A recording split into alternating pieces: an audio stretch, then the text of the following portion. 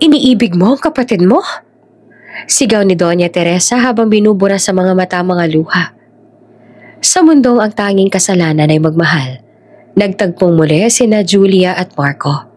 Magkapatid sa apelyido, ngunit magkaibang dugot, pusong iisa ang tibok. Sa pagitan ng bawal na pag-ibig, galit ng pamilya, at karamdaman na unti-unting pumapatay, tanging ulan at dagat lang ang saksi sa pangakong. Kahit sa kabilang buhay, ikaw pa rin ang pipiliin ko. Ngunit sa halik na iyon, may kamatayan na bang nakaabang?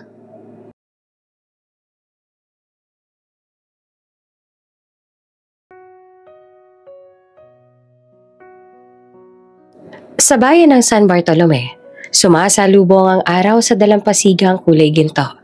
Sa tapat ng Ibanez Resort, maririnig ang halakhaka ng isang dalagitang nagtatatakbo sa buhanginan, habang hinahabol naman ng alon ang kanyang mga yapak. "Julia, huwag kang lalayo!" sigaw ni Marco, ang kanyang kuya, habang bitbit ang tuwalya. Nilingon siya ng dalaga at ngumiti. "Kuya naman, hanggang tuhod lang naman yung tubig, oh." Napailing na lang si Marco pero hindi maikakaila ang ngiti sa labi. 16 na si Julia. Masigla, palakaibigan at parang sinag ng araw sa bawat umaga ng pamilya Ibanez. Anak siya ni na Don Emilio, isang respetadong negosyante, at ni Doña Teresa, isang kilalang philanthropist sa bayan. Tuwing linggo ay sabay-sabay silang kumakain sa hardin ng resort. May mga bulaklak na bougainvillea, may mga alon na tanaw mula sa mesa, at ang mga halakhaka ni Julia ang pinakamasarap na pakinggan. "Papa, tignan niyo po itong design ko para sa bagong kubo sa tabi ng beach," masiglang sabi ni Julia habang ipinapakita ang sketch sa notebook niya. Lumapit naman si Don Emilio, tinititigan ang drawing at ngumiti. "Mukhang may future architect pala tayo dito, ha? Pero mas maganda kung may space para sa mga bisita, hindi lang para sa selfie mo." Tawanan ng buong pamilya. Tahimik lamang si Marco sa gilid, pinagmamasa ng kapatid. Bata pa lamang siya na ang tagapagtanggol ni Julia. Nung minsang tinukso ito sa eskwelahan, halos makipagsuntukan siya, kaya't sa pamilya, siya ang tinatawag na knight in shining armor ni Julia. "Kuya, kapag nagka-boyfriend ako, dapat mas okay siya sa'yo, ah?" Biro pa ni Julia na minsan habang naglalakad sila sa tabing dagat. "Wala namang lalaki na okay para sa'yo," sagot ni Marco sabay tawa. "Ako lang ang papayagan kong magpahinga sa tabi ko habang buhay." "Ew, kuya, ang corny mo." Pero sa totoo lang, sanay si Julia sa ganoong asaran. Mahal na mahal niya ang kanyang pamilya, lalo na si Marco, na parang best friend at bodyguard sa iisang tao. Sa kabilang panig naman ng bayan, sa makitid na kalsadang maalikabok, nakatira si Andrea Ramirez. Kasama ang ina niyang si Aling Rosa. Sa tapat ng maliit nilang bahay, may karinderyang nagbebenta ng pansit, lumpia at kape. Habang nagbubuhos ang sabaw si Andrea, nakatingin siya sa isang lumang magazine na may larawan ni Julia. Si Julia Ibanez, anak ng may-ari ng resort. Bulong niya. "Magandang buhay, magandang mukha. Ako, laging amoy mantika." Narinig siya ng ina. "Anak, huwag kang maingkit. Hindi lahat ng mayaman ay masaya. Ang importante, marangal ang trabaho natin. Marangal tayo." Ngunit tahimik lamang si Andrea. Hindi niya maiwasang mangarap. Paano kaya kung siya si Julia? May sariling kwarto, may bagong sapatos, at magulang na hindi nag-aaway tungkol sa utang. Kinabukasan, balik sa eskwelahan si Julia. Private school sa isang bayan. At halos lahat ng estudyante kilala siya bilang anak ng resort owners. Ngunit hindi niya ito ay pinagmamalaki. Mabait siya sa lahat, at kahit sa mga service crew o janitor ng paaralan. "Good morning, Mang Turo," sabi niya sa janitor habang pumapasok sa gate. Ngumiti naman ang matanda. "Good morning din, Ma'am Julia. Ang bait mo talaga. Hindi ka katulad ng iba dyan." Sa loob ng classroom, nakaupo si Julia sa tabi ng bintana. Mahilig siyang tumingin sa dagat Mula roon, parang tanaw niya pa rin ang bahay nila. Dumating ang kaibigan niyang si Mia sabay bulong. Uy, si Andrea daw lilipat dito galing public school. Sabi ng teacher, full scholarship daw. Talaga? Buti naman. Nakangiti si Julia. Sana maging friends kami. At doon na nga pumasok si Andrea.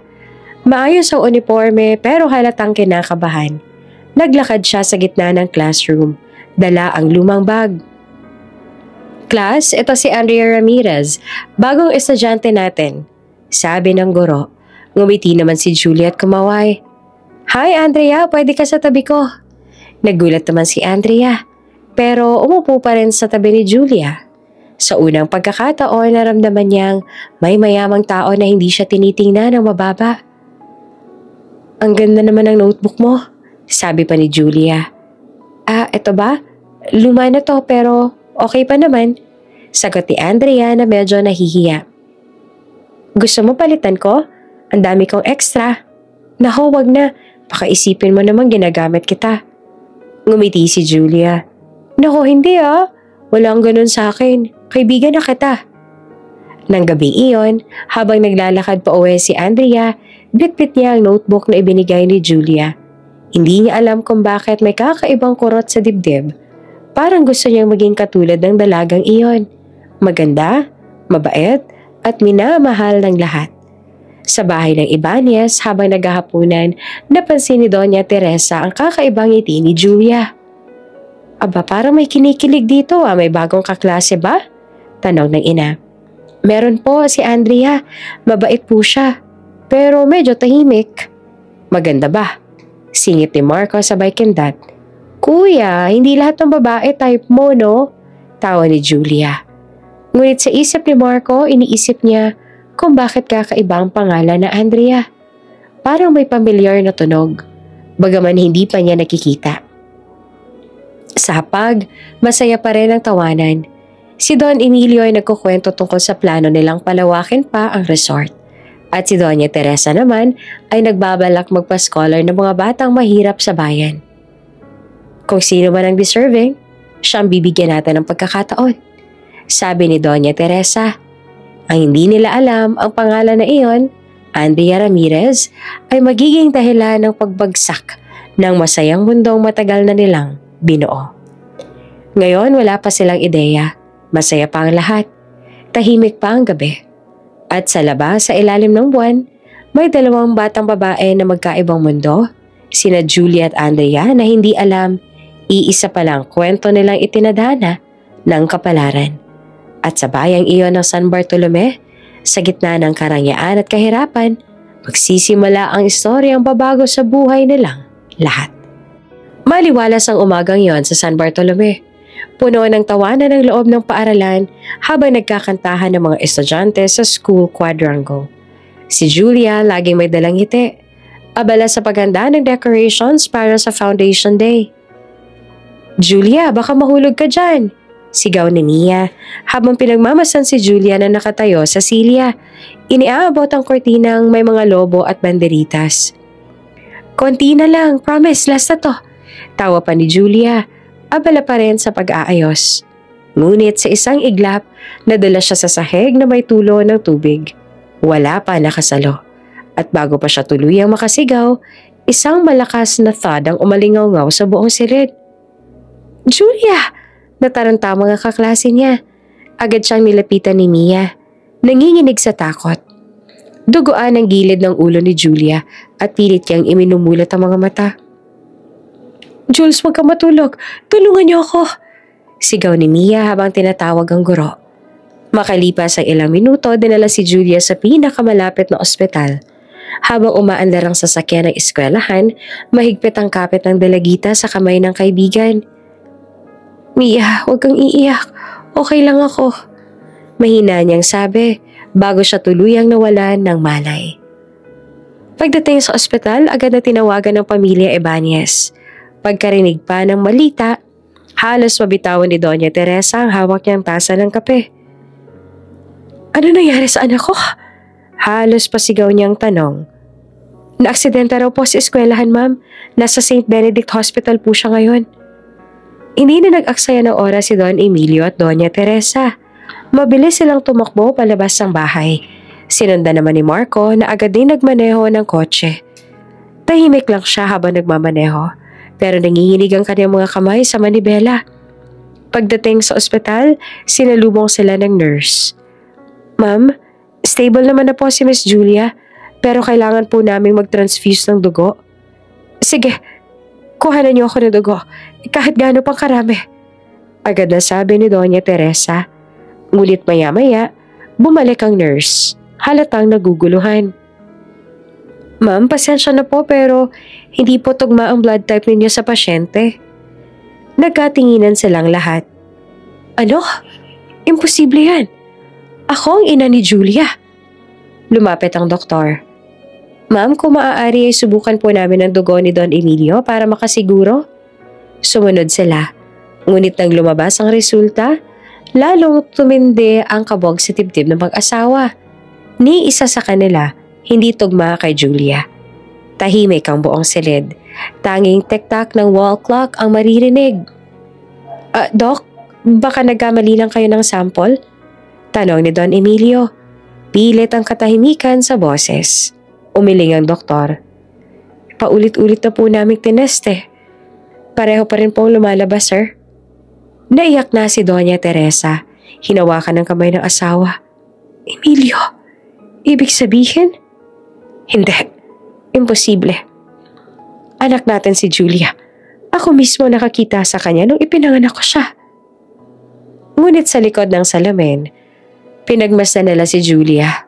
Nakaratay sa kama, payapang natutulog, tila walang kamalay-malay sa bigat ng misteryo, unti-unting nabubuksan.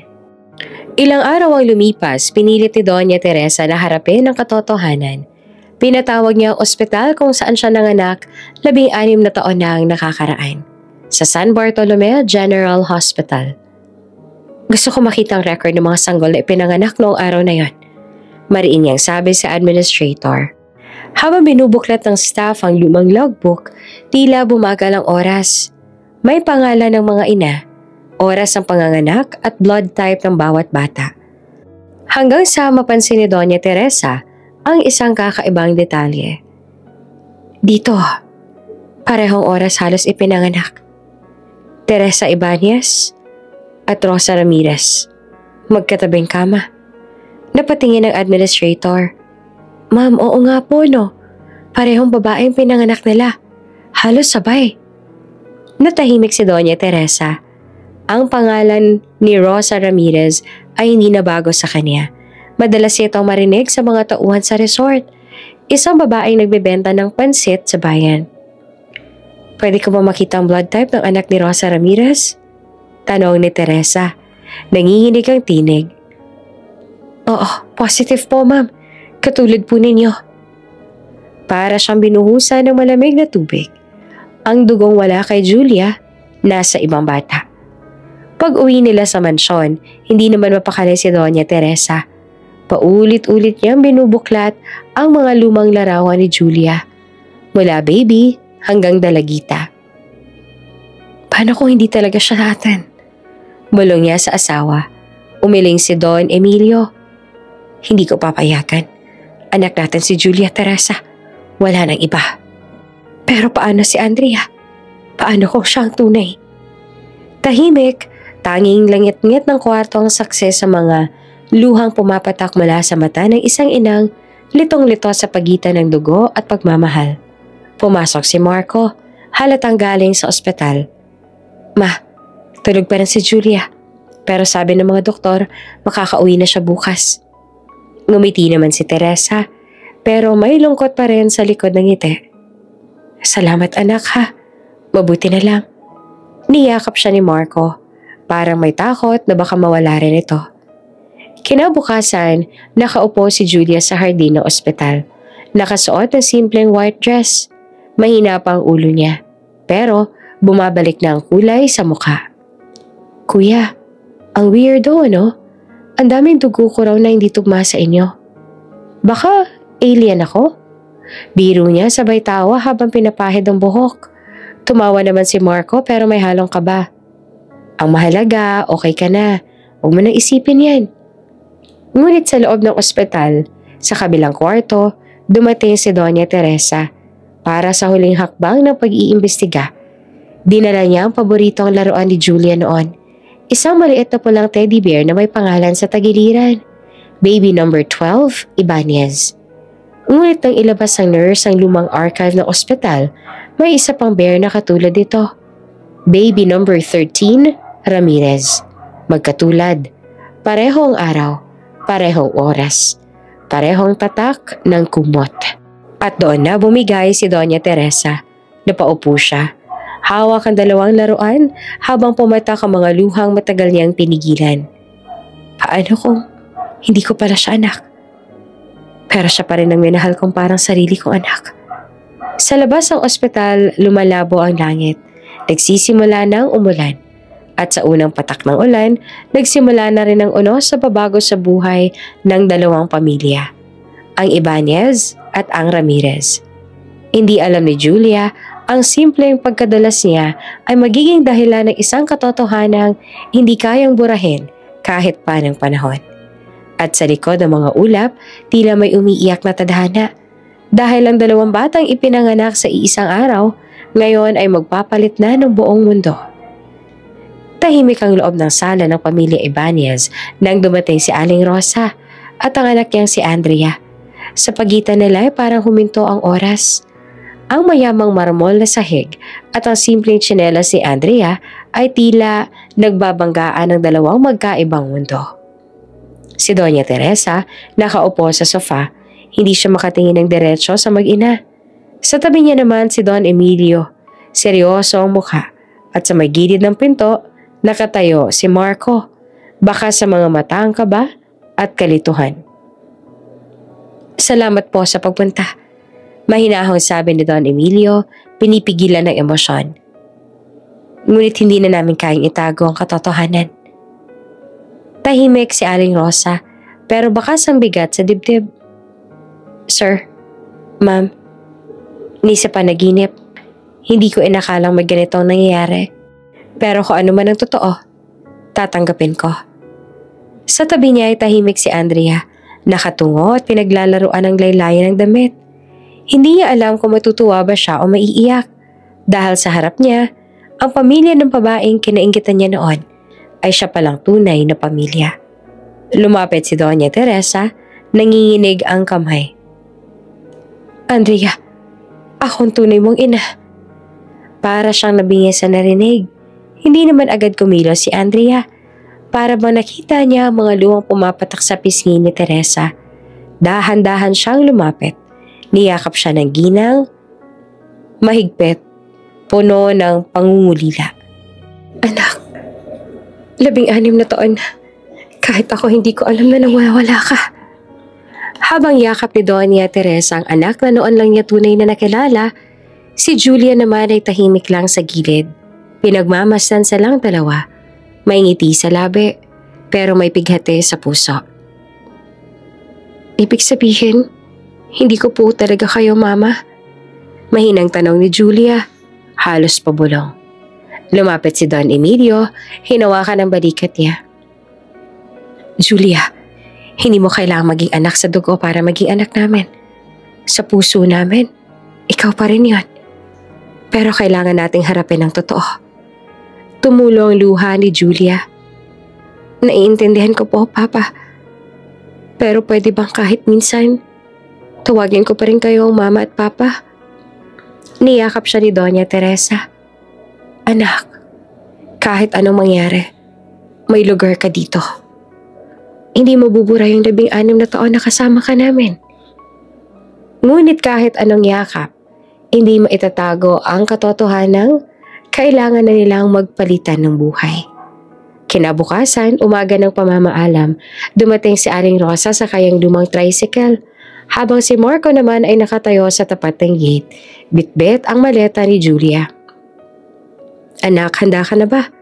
Tanong ni Doña Teresa, pilit na pinipigilan ng luha. Ngumiti naman si Julia, kahit nanginginig ang labi. Opo, Ma. Hindi ko po alam kung paano ako magsisimula pero kakayanin ko. Lumapit si Marco. Seryoso ang mukha. Julia, kung ayaw mo, pwede ka naman magstay pa rin dito. Hindi kita papabayaan. Umiling si Julia. Kuya, tama na. Hindi natin pwedeng labanan yung katotohanan. Pero salamat, kasi lagi kang nandyan. Niyakap siya ni Marco ng mahigpit.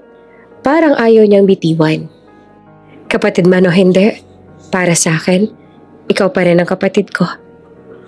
Doon na bumigay si Julia. Niyakap din niya si Marco. Umiiyak. Kuya, pangako mo. Babalikan mo ako kapag bumalik ka na galing sa Maynila, ha? Pangako. Sa gilid ni Andrea ay nakatayo lang. Nakasuot ng bago at mamahaling damit na binili ni Doña Teresa. Halatang hindi pa siya sanay. Nag-aalangan sa mga kilos, sa bigat ng sapatos, sa dami ng mata na nakatingin sa kanya. Andre, anak, sumakay ka na. Ihahatid ka namin sa school para makilala ka ng lahat. Sabi ni Doña Teresa, iniaabot ang kamay. Tumingin si Andrea kay Julia. Hindi ko alam kung anong sasabihin ko. Salamat siguro. Ngumiti naman si Julia at pilit na kalmado. Alagaan mo sila, ha? Mabait sila, pero medyo OA si mama minsan. Yung Kuya Marco? Tanong ni Andrea na bahagyang nakangiti. Siya? Ingatan mo rin yon. Madali lang yun mainis pero mabait yun. Nagkasalubong ang kanilang tingin. Dalawang babaeng magkaiba ang pinagmulan. Ngunit ngayon ay pinagdudugtong ng tadhana sa pinakamasakit na paraan. Pagdating ni Julia sa maliit na bahay ni Aling Rosa, ramdam niya agad ang init ng hangin at amoy ng mantika sa kusina. Ang sahig ay gawa sa semento at ang kisame naman ay may mga butas. Pasensya na anak, hindi ito kasing ganda ng dati mong bahay. Pero ito na yung tahanan mo sa ngayon. Sabi ni Aling Rosa habang inilalapag ang isang plastic na upuan. Ngumiti naman si Julia kahit halatang nangingilid ang luha. Maayos na po ito, Nay. Masarap nga pong amoy parang pansit canton. Ha, marunong ka palang magbiro. Sige, bukas sa bukas tuturuan kitang mag-isa. Dito tayo-tayo lang. Kinagabihan habang nakahiga si Julia sa lumang kama, pinagmamasdan niya ang mga dingding na gawa sa plywood. Malayo sa dating silid na may chandelier at aircon. Pero may kakaibang tahimik sa paligid. Parang tinatanggap siya ng bagong mundo. Hawak niya ang isang lumang larawan. Sila ni Marco noong bata pa. Pareho silang may buhangin sa mukha. Nagtatawanan sa tabing dagat. Dahan-dahan niyang hinaplos iyon bago pumikit. Kuya, sana totoo pa rin yung pangako mo. Samantala, sa mansyon ng Ibanez, habang nag-aalmusal, pinagmamasan ni Marco si Andrea na nakaupo sa dating pwesto ni Julia. Tahimik ito at hindi kumikibo. Anak, gusto mo ba ng hot chocolate? Tanong ni Doña Teresa. Opo, Mama. Napangiti naman si Teresa nang marinig ang tawag. Mama, iyan lang. Pero parang nabunutan siya ng tinik. Ngunit sa likod ng ngiti, si Marco naman ay hindi mapakali. Parang may mali. Hindi dahil kay Andrea, kundi dahil sa biglang pagkawala ni Julia sa bahay. Lumapit siya sa ina. Ma, kailan po natin pupuntahan si Julia? Kapag nakapag-adjust na siya, hayaan mo muna siya anak. Tumango naman si Marco, pero sa isip niya, alam niyang hindi siya mapapalagay hanggat hindi niya nasisigurong maayos si Julia. Sa unang linggo ng pagbabago, parehong mundo ay nagkakapa sa dilim.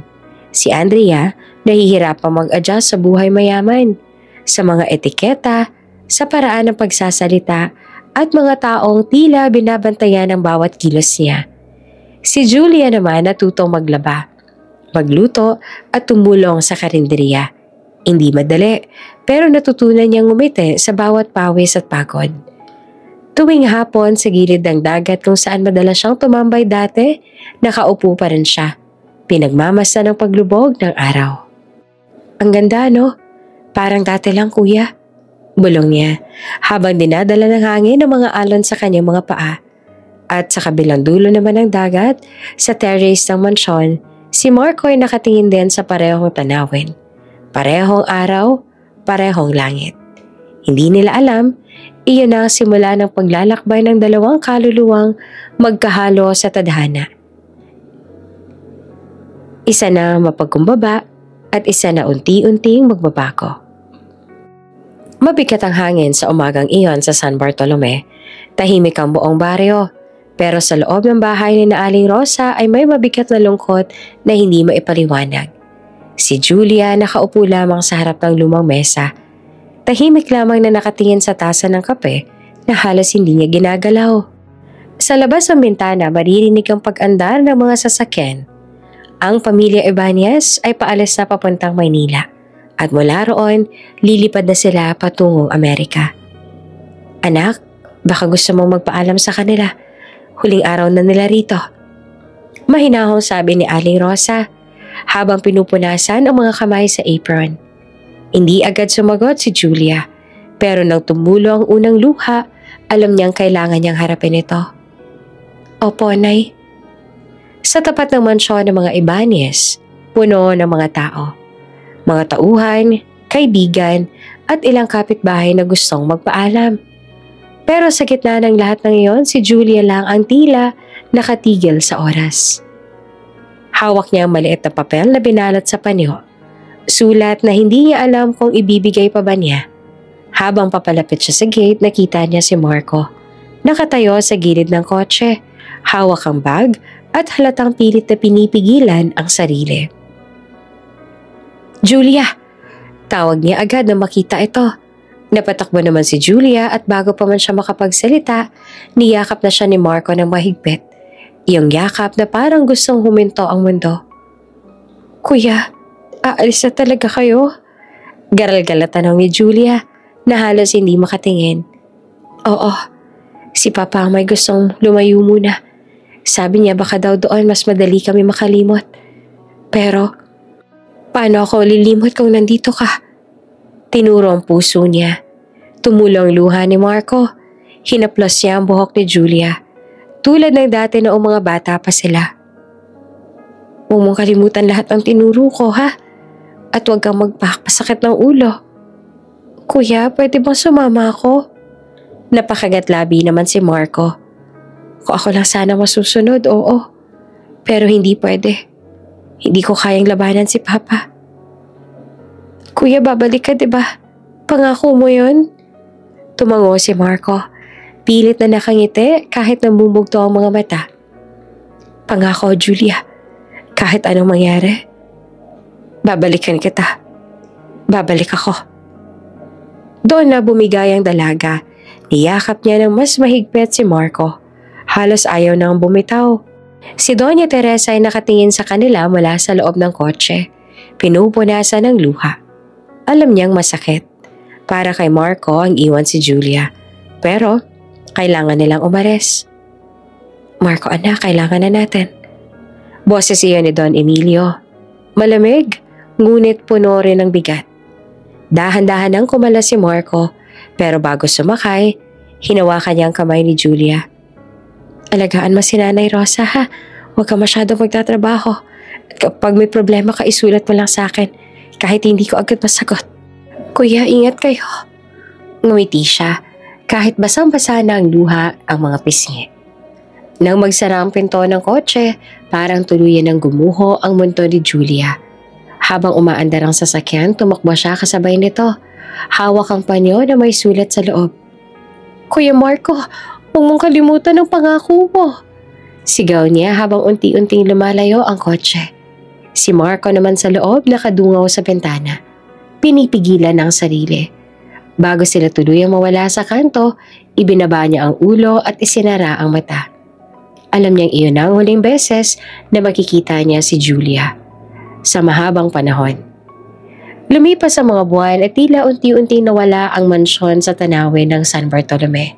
Ang mga tao nakalimot, pero si Julia hindi kailanman. Araw-araw tumutulong siya kay Aling Rosa sa karinderya. Natuto siyang magluto ng pansit, maghatid ng mga orders sa eskwelahan at tumawa kahit pagod. Ngunit tuwing hapon, pagkatapos ng trabaho, palagi siyang pumupunta sa tabing dagat. Doon siya nakaupo sa paborito niyang bato. Pinagmamasa ng alon at ang paglubog ng araw. Sa bawat dampe ng hangin, naririnig niya ang tinig ni Marco. Pangako, babalik ako. Kuya, sana totoo yun. Bulong niya sa hangin, sabay tulo ng luha. 10 taon ang lumipas, ang San Bartolome ay tila nagbago. May mga bago ng tindahan, bagong resort at mas marami ng turista. Pero sa kanto ng lumang karinderya, nandoon pa rin si Julia. Ngayon ay 26 na taong gulang na. Maganda siya, payak pero marikit. Mahinhin ang kilos at bawat ngiti niya ay may halong kalungkutan. Sa mga mata niya may lalim na iniwan ang nakaraan. Julia, may order sa kabilang resort! Sigaw ni Aling Rosa mula sa loob ng karinderya. Opo, Nay, susunod na po ako. Sagot niya habang inaayos ang buhok. Habang naglalakad papunta sa dalampasigan, nakatingin siya sa malayo. Ang alon, ang araw, at ang langit, iyon pa rin. Pero sa puso niya may puwang na hindi pa rin napupuno. May mga lalaking dumaan, mga turista na pumupuri sa kanya. Ngunit walang makapantay sa ngiti ni Marco na matagal niya nang hindi nakikita. Pagdating sa resort, isang batang babae nag-abot ng tip sa kanya. Ate, ang ganda mo, para kang artista. Napangiti naman si Julia. Salamat, maganda ka rin. Pero pag uwi niya sa bahay, sa mesa pa rin niya nakalagay ang lumang panyo. Iyong binigay ni Marco noon. Nasa loob pa rin ang sulat. Babalik ako, Julia. Hindi ko hahayaang mawala ka sa akin. Hawak niya iyon. Pinikit ang mga mata at marahang umiti. Kuya Marco, kung nasan ka man ngayon, sana masaya ka.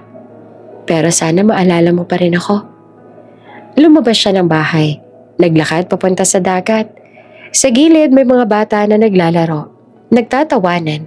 Habang ang hangin ay malamig at mabango. Umupo siya sa parehong bato kung saan siya dati naghihintay. Habang papalubog ang araw, inangat niya ang mukha. Pinagmasdan ng kalangitan na unti-unting nagiging kulay kahel. 10 taon, kuya, at andito pa rin ako. Isang hangin ang dumampi sa kanyang pisngi.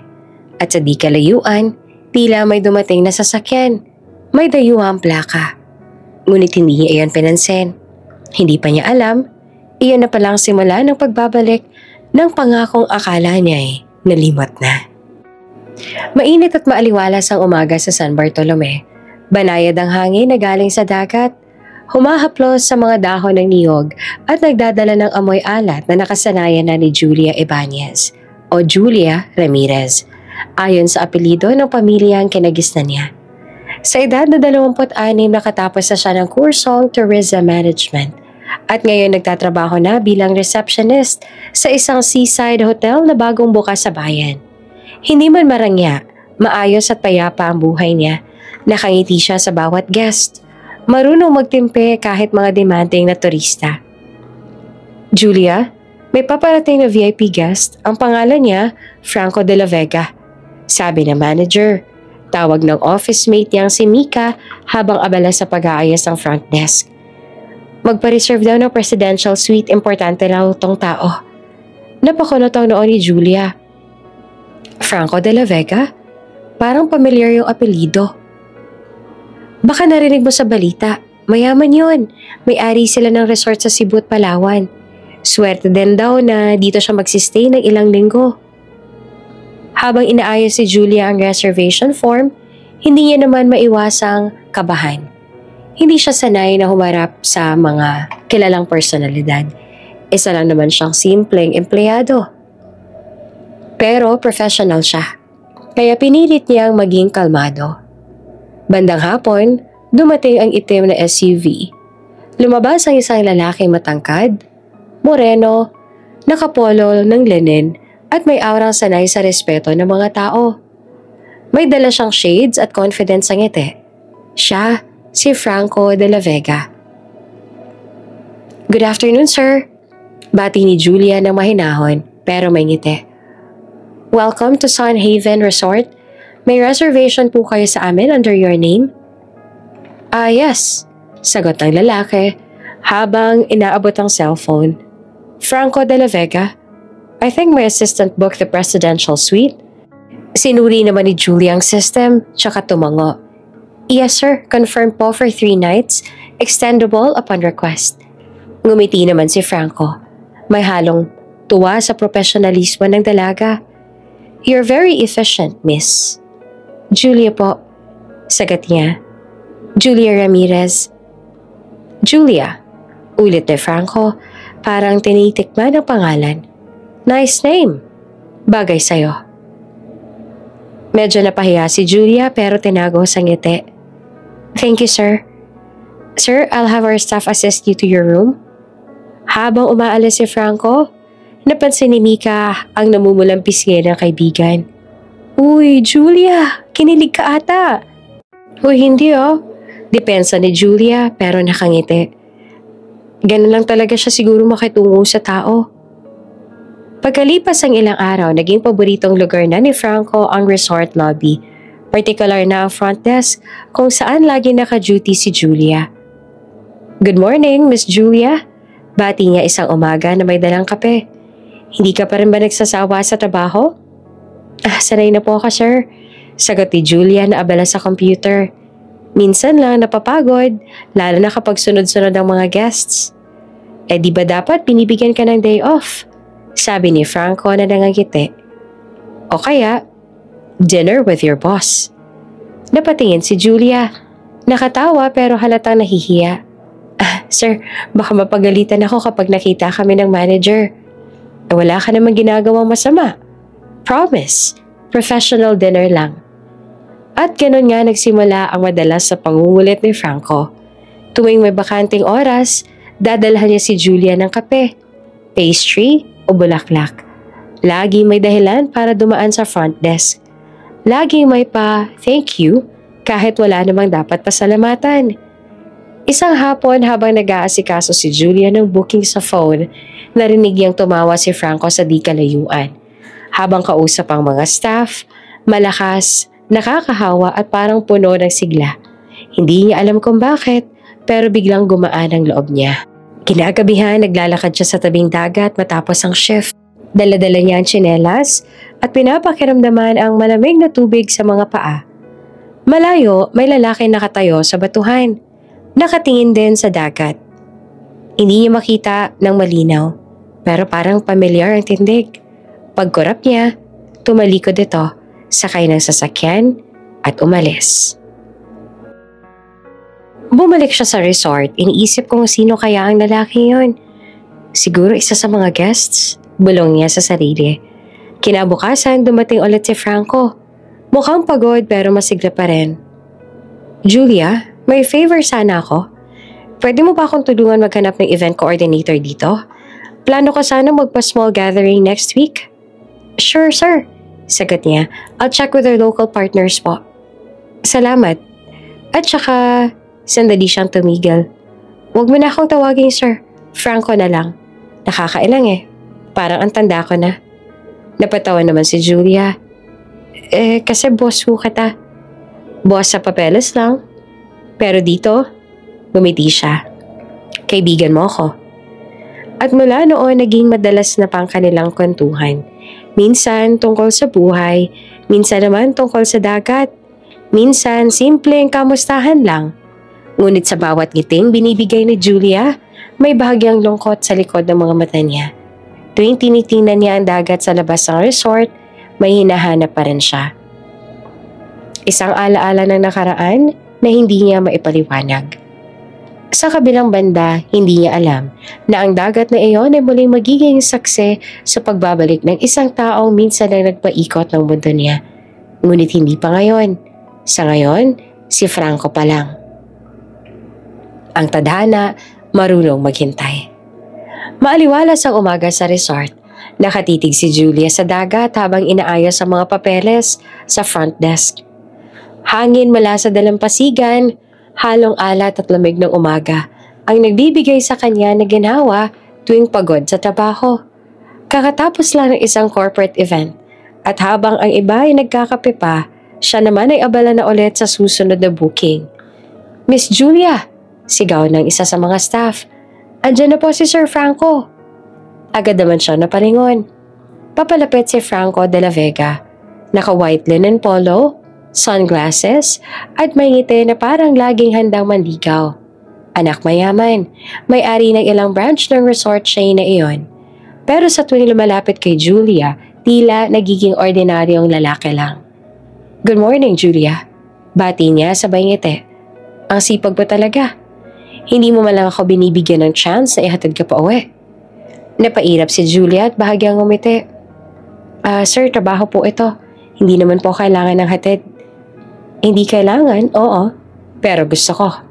Sagot ni Franco, sabay abot ng kape. Iced latte, 2 pumps caramel. Favorite mo, diba? Nagulat siya. Paano niyo po nalaman yan?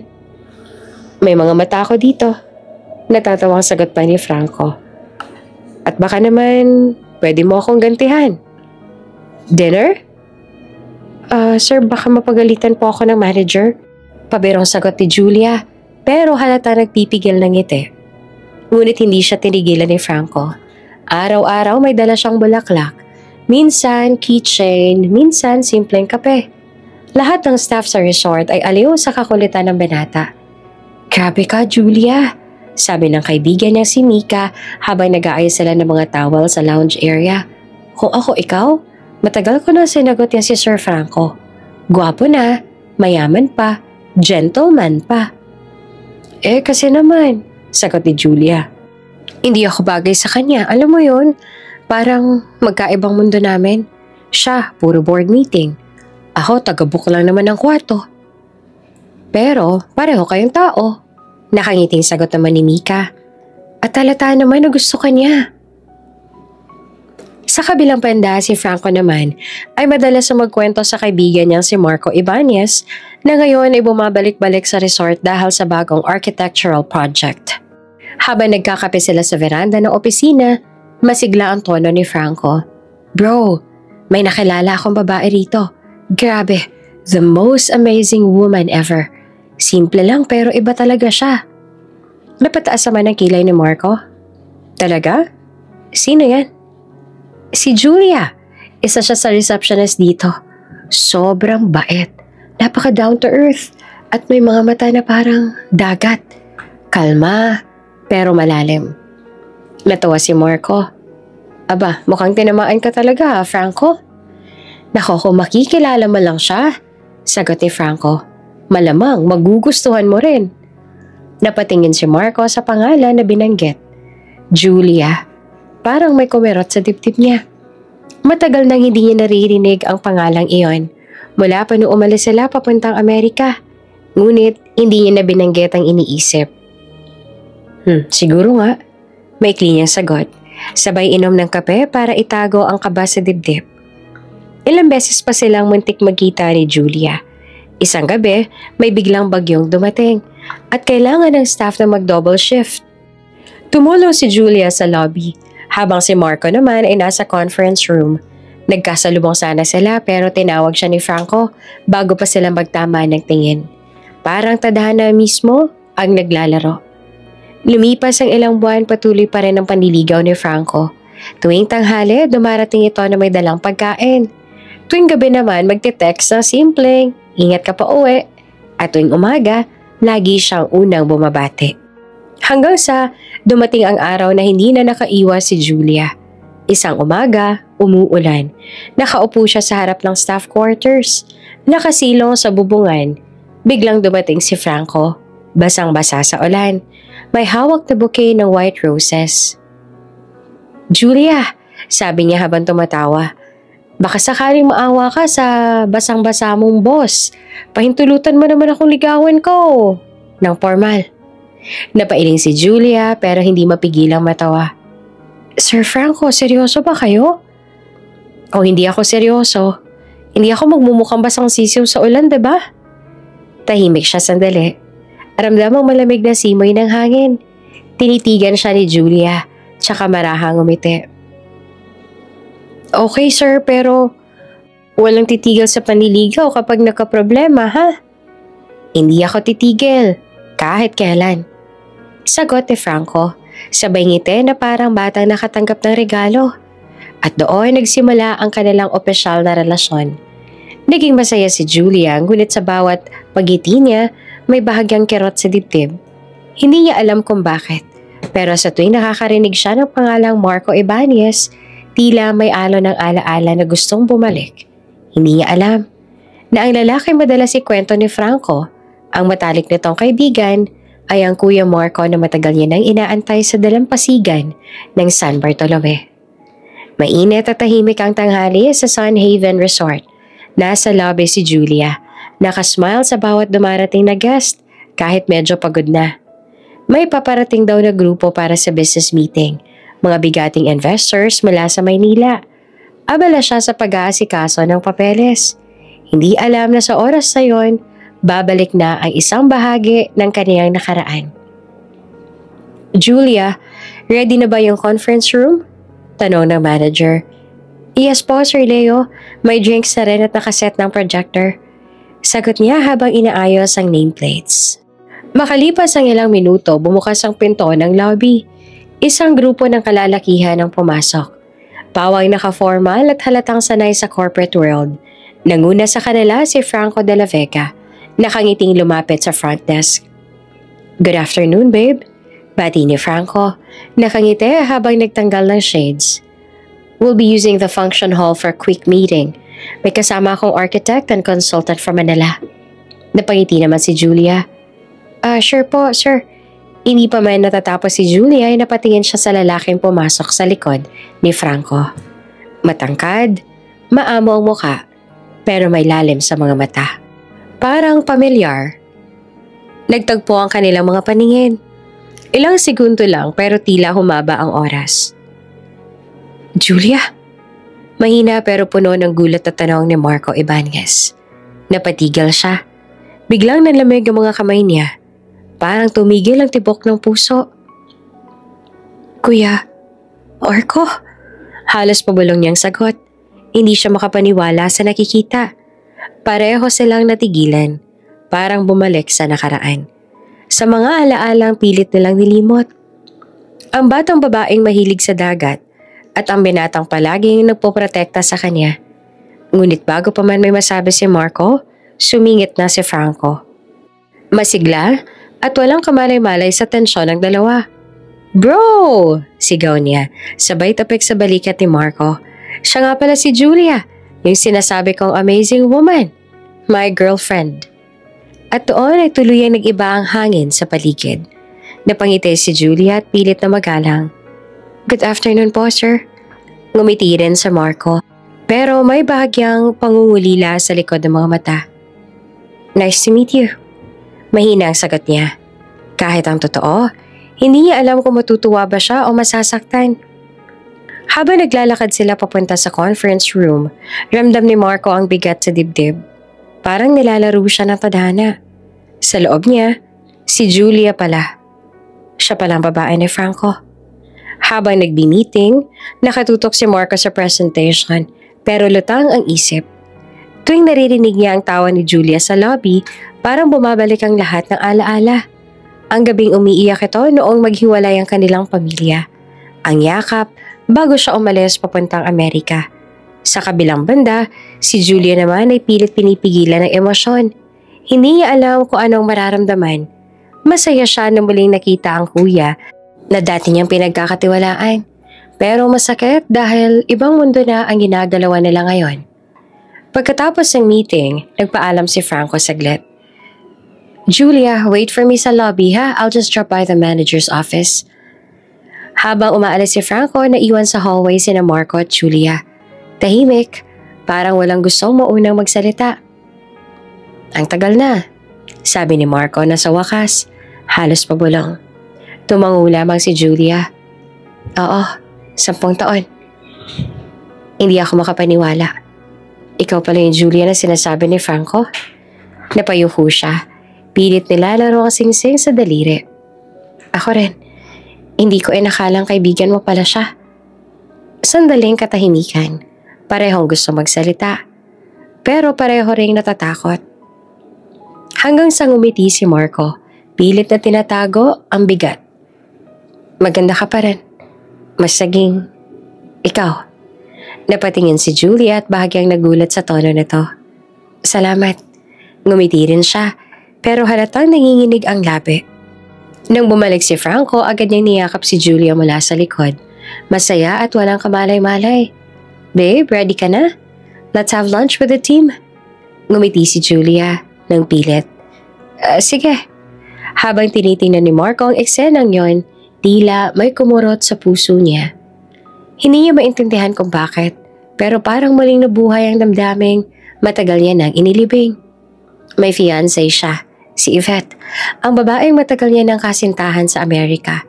Pero sa sandaling iyon, nang makita niyang masaya si Julia sa piling ng iba, doon niya lang napagtanto kung gaano niya itong na-miss. Sa hapag ng restaurant, puno ng tawanan ng grupo. Si Franco, abala sa mga kwento ng business. Si Julia naman, tahimik lang. Paminsan-minsan ngumingiti. Si Marco ay tahimik lang din.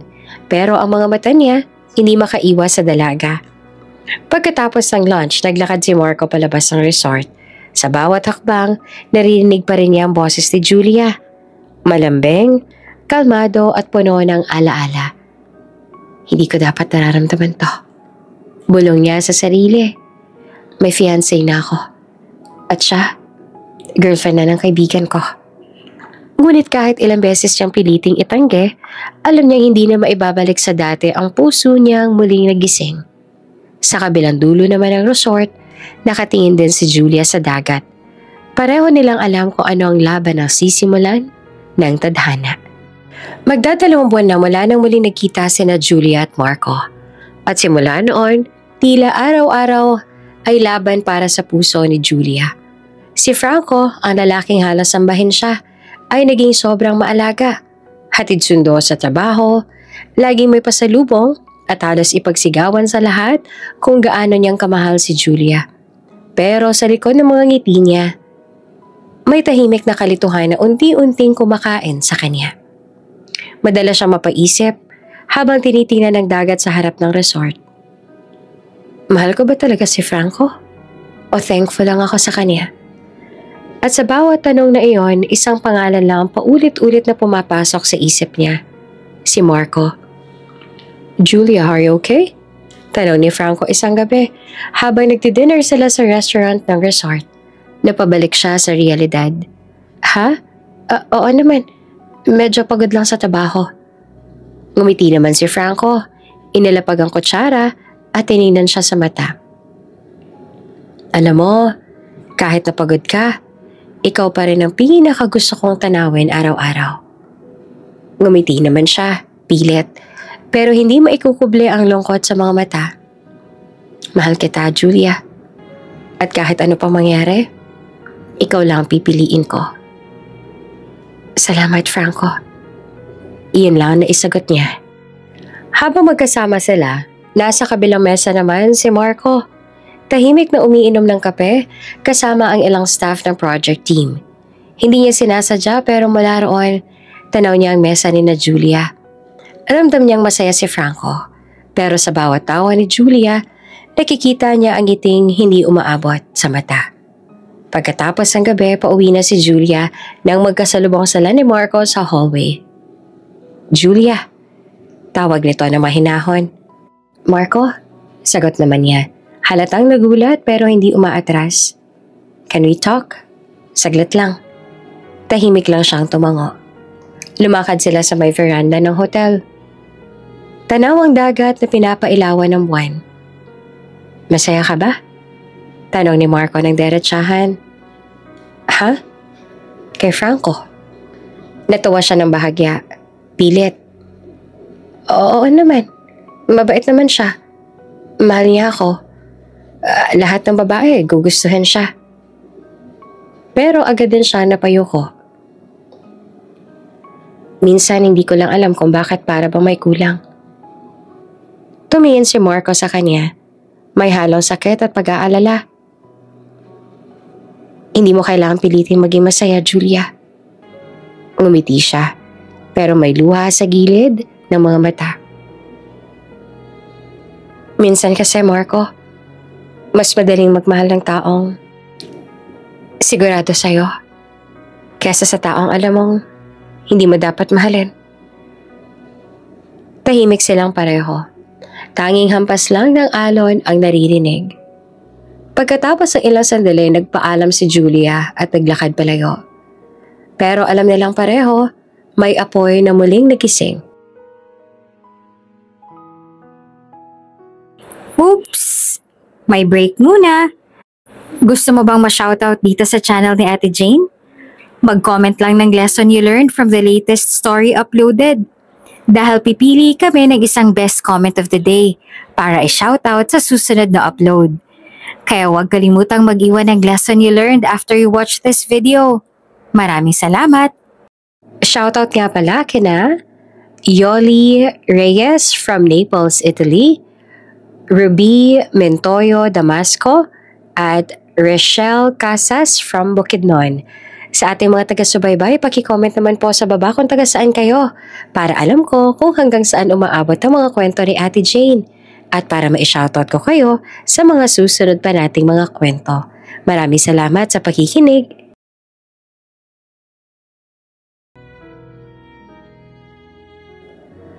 Makalipas ang ilang araw, ginanap ang anniversary event ng Sun Haven Resort. Puno ng mga bisita, businessman at ilang mga kilalang personalidad. Isa na roon, si Andrea Ibanez, ang babaeng minsan na ipinagpalit sa kanya sa mundo. Pagpasok ni Andrea, agad siyang napansin ng lahat. Elegante ito nakaputi, nakataas ang baba, at parang siya ang may-ari ng lugar. Wow! The famous Ibanez princess. Bulong ng isang staff. At nang makita niya si Julia, agad siyang umisi. Oh, look who's here. The ever-loyal receptionist. Ngumiti naman si Julia na magalang. Hi, Andrea. It's been a while. Yeah, you look simple as ever. Sabi ni Andrea na may halong pang-aasar. Habang nagaganap ang program, lumapit ulit si Andrea kay Julia. At this time, sa harap ng maraming tao. So, ikaw pala yung girlfriend ni Franco. Hindi ko akalain na mahilig pala siya sa mga ordinary. Tahimik si Julia, piniling ngumiti at huwag patulan. Ayaw mo talagang sumuko sa spotlight, ano? Adik ka pa rin sa atensyon. Palaging gusto mong bida. Dagdag pa ni Andrea, sabay tawa. Nag-ikot ang mga bisita, nagbulungan. Pero si Julia kalmado lang. Hindi ko naman kailangang maging bida, Andrea. Mahinahon niya sagot. Masaya ako kung saan ako. Lalong naggityat si Andrea. Wow, ang bait mo talaga. Pero wag ka magpakasanta. Lahat ng yan, peke lang. Bago pa lumala, biglang lumapit si Marco. Malamig ang tingin kay Andrea. That's enough. Madiin niyang sabi. Nagulat naman si Andrea. Kuya Marco, you're defending her now? Yes. Sagot naman ni Marco ng diretsahan. Dahil kahit kailan, mas totoo si Julia kaysa sa kahit anong maskara mo. Tahimik ang paligid. Si Julia hindi alam kung matutuwa pa ba o mahihiya. Naglakad siya palayo. Ayaw niya mag-iskandalo. Pero bago pa siya lumayo, tinapik ni Marco ang braso niya. Hey, mahinang sabi nito. Don't let her words bother you. Ngumiti si Julia at bahagyang tumango. Hindi ko na kailangang patunayan pa kahit kanino, Marco. At habang pinagmamasan ni Marco ang paglalakad niya palayo, napangiti siya ng malungkot. Ang babae noon na mahina at laging umaasa, ngayon ay matatag na at marunong nang tumindig. At sa bawat hakbang ni Julia, lalong lumalalim ang paghanga niya. Isang damdaming pinipilit niyang itago, pero bawat araw, lalong lumalakas. Makalipas lang ilang buwan, bumalik muli sa Pilipinas si Andrea Ibanez, dalang dahilan na kailangan niyang asikasuhin ang ilang negosyo ng pamilya. Pero sa likod niyon, isa lang talaga ang gusto niya. Ang makita, si Franco de la Vega. Simula ng huling event sa Haven Resort, hindi na siya matahimik. Hindi niya matatanggap na ang lalaking gusto niya noon pa man ay kasintahan na ngayon ng babaeng pinakaayaw niya, si Julia Ramirez. Pagdating ni Andrea sa resort, agad siyang sinalubong ng mga staff. "Good afternoon, Miss Ibanez. Welcome back." Ngumiti siya na matamis, pero sa likod ng ngiti ay may halong yabang at panlilin lang.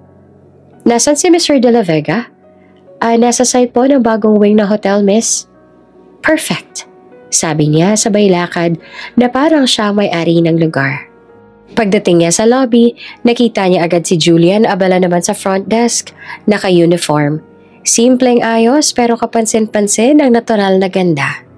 Ngumisi si Andrea, nilapitan ito. "Well, look who's here. Miss Amazing Woman. Still smiling, huh?" Ngumiti naman si Julia, kalmado. "Hello po, Miss Andrea. Welcome back po." Professional pa rin. Pero alam mo, curious ako.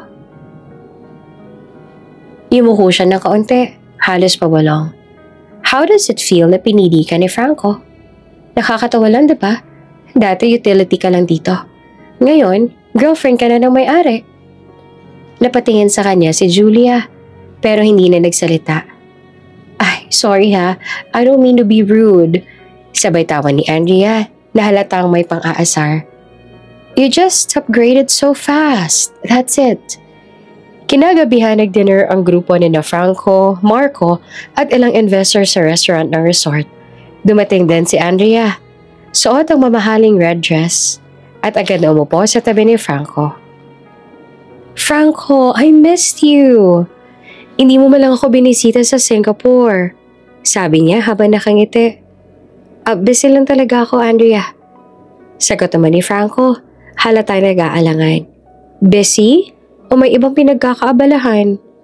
Sabay tingin kay Julia, natahimik lamang sa kabilang dulo ng mesa. Napansin ni Marco ang tensyon at nagsalita. "Andrea, let's just enjoy the dinner. This isn't the place." "Relax, Marco." Sad naman ni Andrea. May ngisi. "I'm just teasing, you know?" Pero habang tumatagal ang gabi, lalong tumitindi ang pang-aasar ni Andrea kay Julia. Mga parinig, mga sarcastic na biro, at mga tinging puno ng pangmamaliit. "Julia, honey," sabi ni Andrea sabay lagay ng kamay sa balikat ni Franco. "How do you keep a man like Franco? I mean, let's be honest, you're not exactly in his league." Tahimik ang paligid. Halatang nagulat ang lahat. Bago pa makasagot si Julia ay nagsalita na si Marco. Malamig ang boses. "Enough, Andrea." Tumingin si Andrea sa kanya. May bahid ng inis. "Why are you always defending her, Kuya Marco? What's so special about her?" Tumingin si Marco kay Julia. Saglit lang, pero puno ng emosyon. "She's kind. Something you should try sometime." Tumahimik ang mesa. Halos mapahiya si Andrea. "Wow," sabi niya, napilit ng ngiti. "So, you're both on her side now?" Tumayo si Julia. Ayaw nang makigulo. Excuse me, I'll just go check the front desk." Pero bago pa siya tuluyang makalayo, hinabol pa siya ni Andrea ng salitang matatalim. "Run away, Julia? That's what you do best." Kinabukasan, sinadya ni Andrea si Julia sa work. Habang wala si Franco at Marco, lumapit siya sa front desk. May dalang kape at ngiti na halatang peke. "Good morning. Coffee?" Nagulat naman si Julia. Thank you, Miss Andrea." Pero bago niya matanggap, bigla itong tinapon ni Andrea sa mesa. Natapon sa mga papeles si Julia. "Oh no, I'm so clumsy." Sabay tawa. "You should clean that up." Napatigil ang ibang staff, pero walang nagsalita. Tahimik lamang si Julia. Kinuha ang tissue at sinimulang linisin ang kalat. Habang pinupunasan niya ang mesa, biglang may bumagsak na boses mula sa likod. "Andrea." Lumingon silang lahat. Si Marco nakatayo sa pintuan. Seryoso ang mukha. What the hell are you doing? Marco, it's not what it looks like. Don't lie to me. Lumapit si Marco, tinignan ng kalat. Tapos si Julia. Julia, are you okay? Opo sir, okay lang ako. Sagot niya na mahina pero kalmado. Tumingin ulit si Marco kay Andrea. You've gone too far. Excuse me? Sabi ni Andrea, nakataas ang kilay. I was just... Don't you dare treat her like that ever again. Madiin niyang sabi. Hindi lahat ng tao kailangang tapakan mo para maramdaman mong mataas ka. Hindi na nakapagsalita si Andrea. Una sa lahat, ngayon lang siya pinagsabihan ni Marco sa harap ng iba. At dahil pa kay Julia.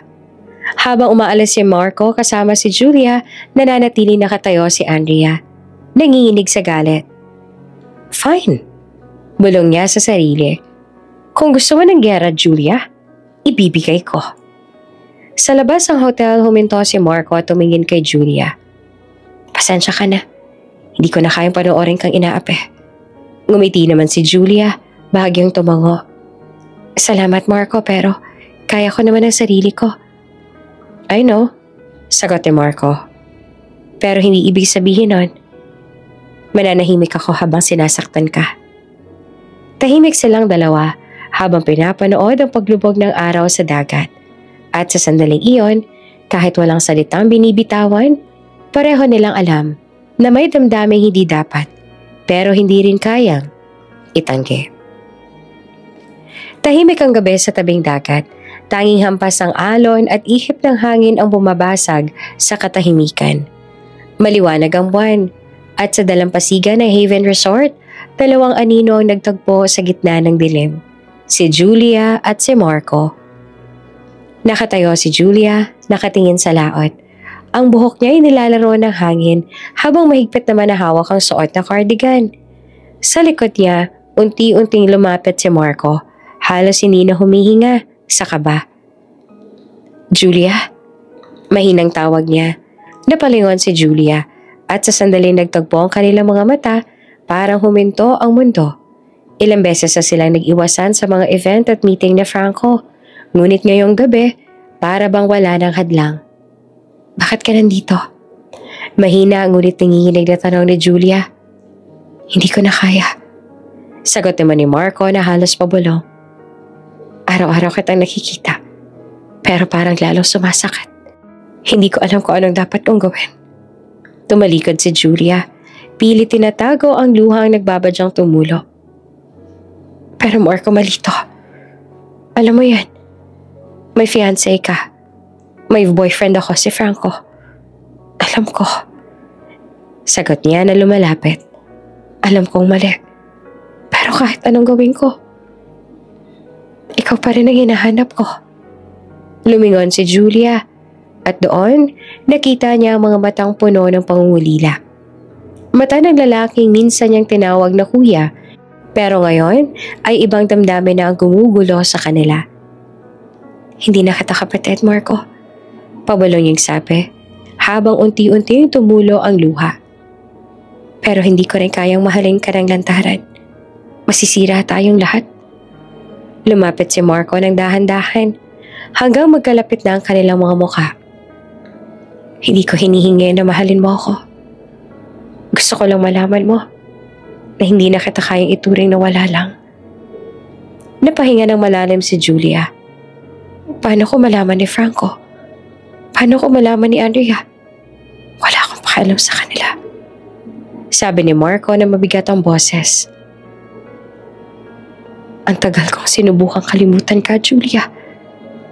Pero ngayon nakita na kita ulit. Alam ko hindi ko kaya.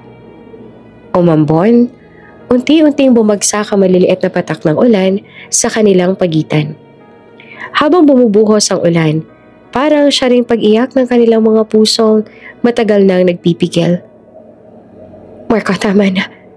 Mahinang wika ni Julia, pero hindi niya nagawang lumayo ng hawakan ni Marco ang kanyang kamay. Mainit, mahigpit, parang ayaw ng bitawan. Tingnan mo ako, sabi ni Marco.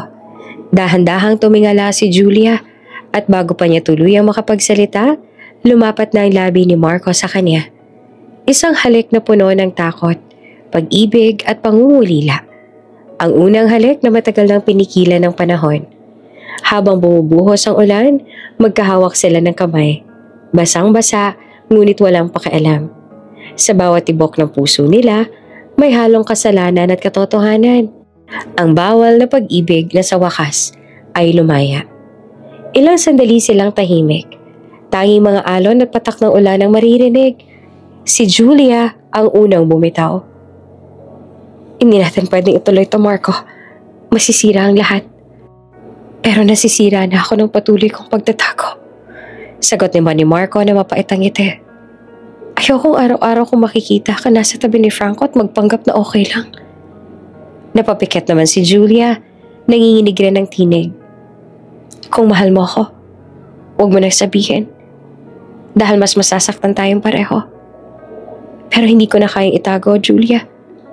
Ilang taon kitang inisip. Ilang gabi ako nagtanong kung kamusta ka. At ngayon na nandito ka, hindi ko nahahayaang mawala ka ulit. Napayuko naman si Julia. Tumulo ang luha kasabay ng ulan. Bakit ngayon, Marco? Bakit sa panahong lahat ay mali? Siguro dahil ngayon lang ako handang sabihin. Sagot ni Marco, sabay haplos sa pisngi niya.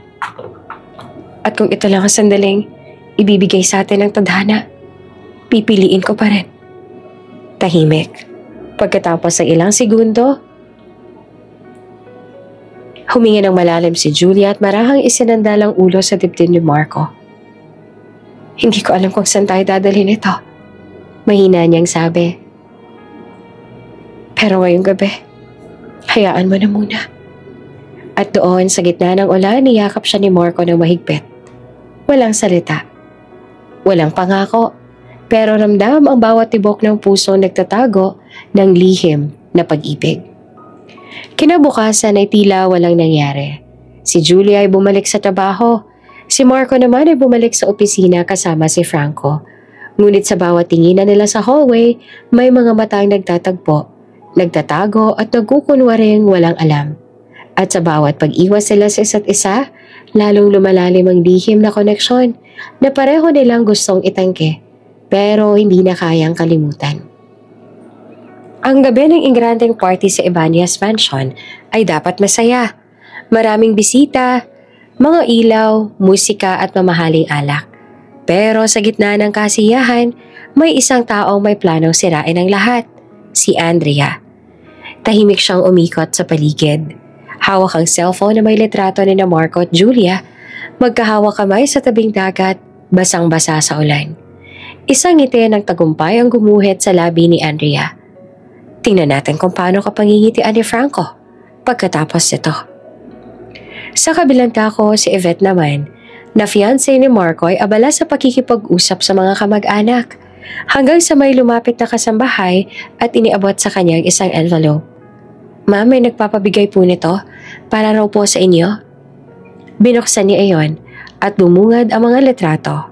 Si Marco, si Julia sa gitna ng ulan, nagyayakapan. Nanginig ang mga kamay ni Yvette. Parang biglang huminto ang mundo. Hindi siya makapagsalita.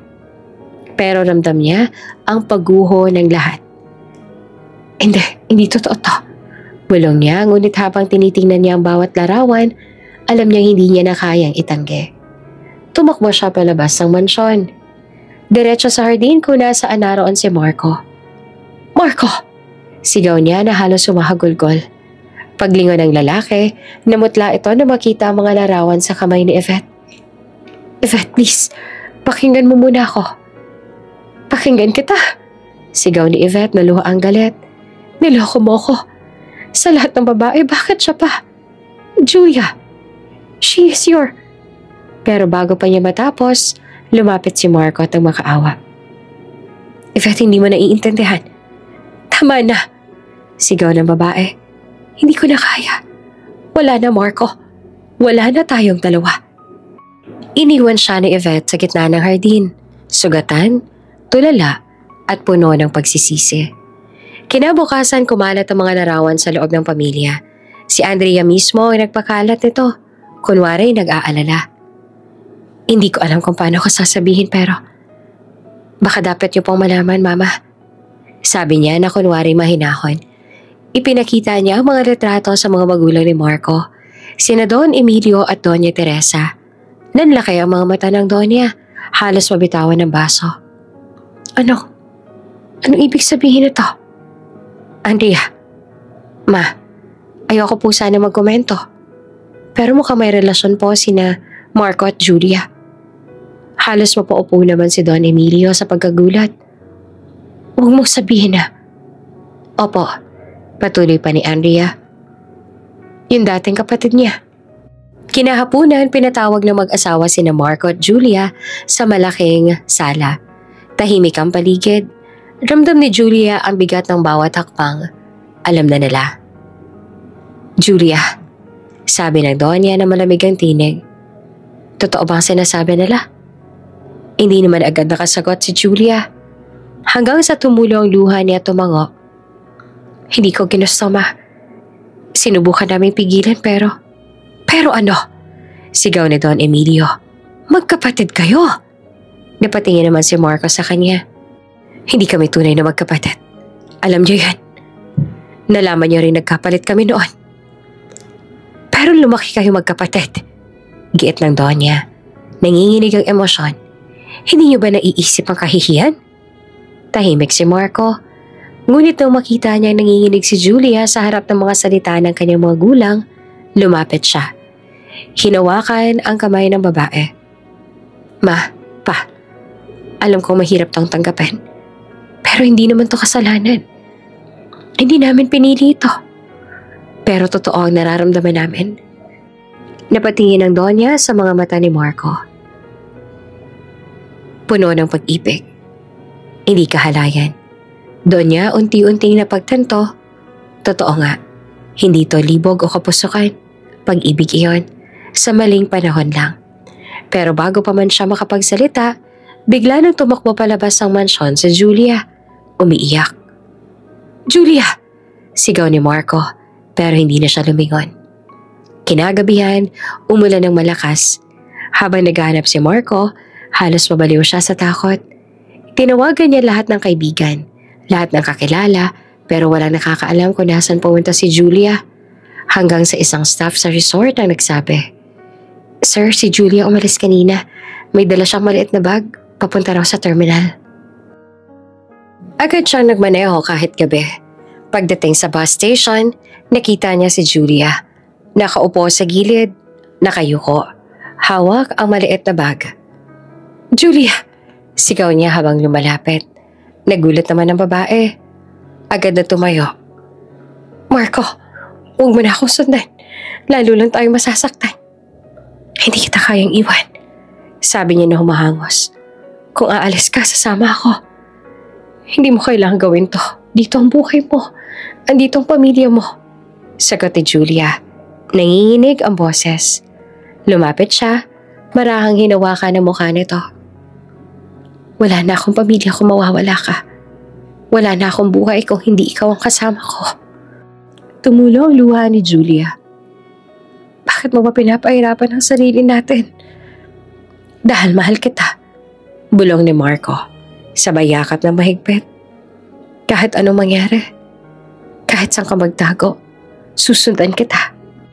Sa pagitan ng ulan at luha, naramdaman ni Julia ang tibok ng puso ni Marco sa dibdib nito.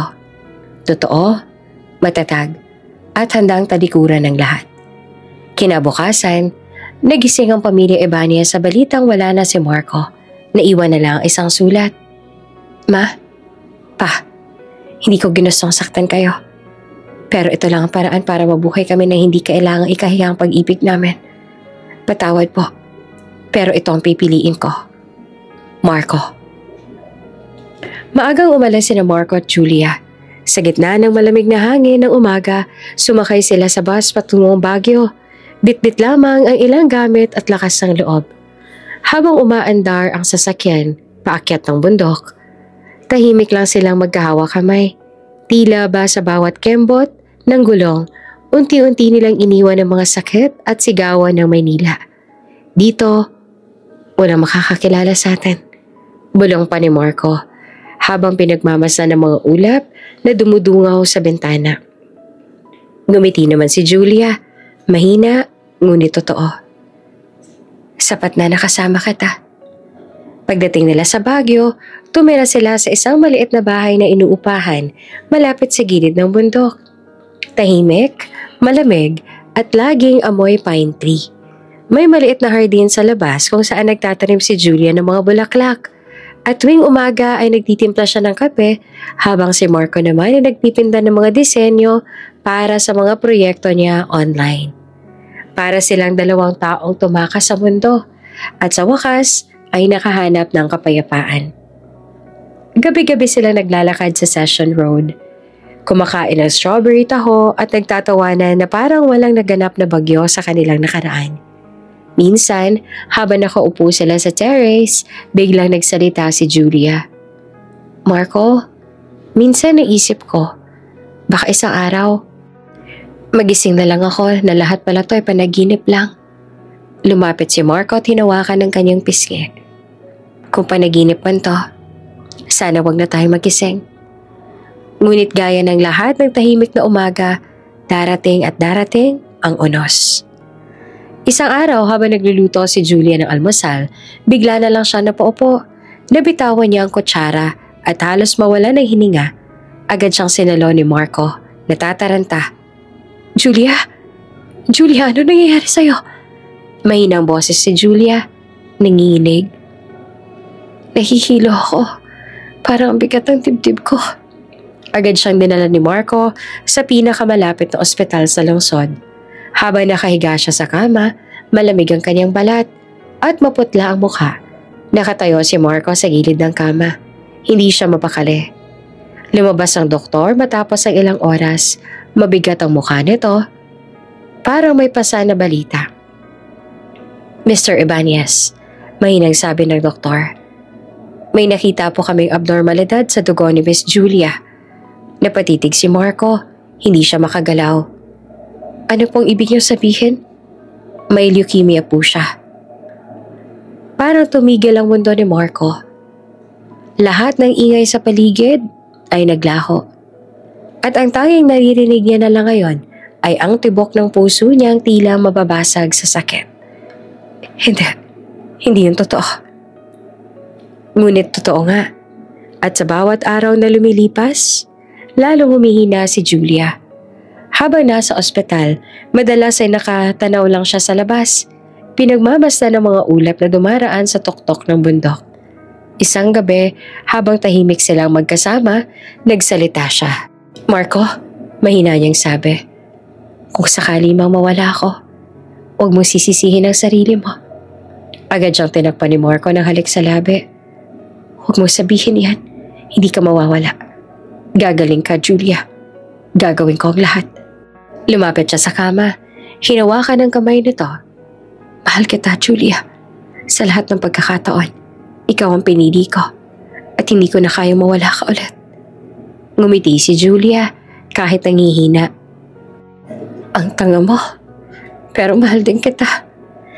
Lumipas sa mga araw, unti-unti niya nakitang humihina si Julia. Hindi na siya makalakad ng maayos. Kaya si Marco na nagluluto, nag-aalaga at nagbabantay gabi-gabi.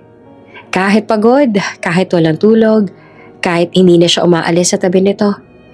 Isang umaga, binuksan ni Marco ang kortina. Tingnan mo, bumababa ang ulap. Ang ganda, parang langit. Ngumiti naman si Julia na mahina. Parang gusto ko nang lumipad kasama nila. Niyakap siya ni Marco ng mahigpit. Hindi pa ngayon. Hindi pa.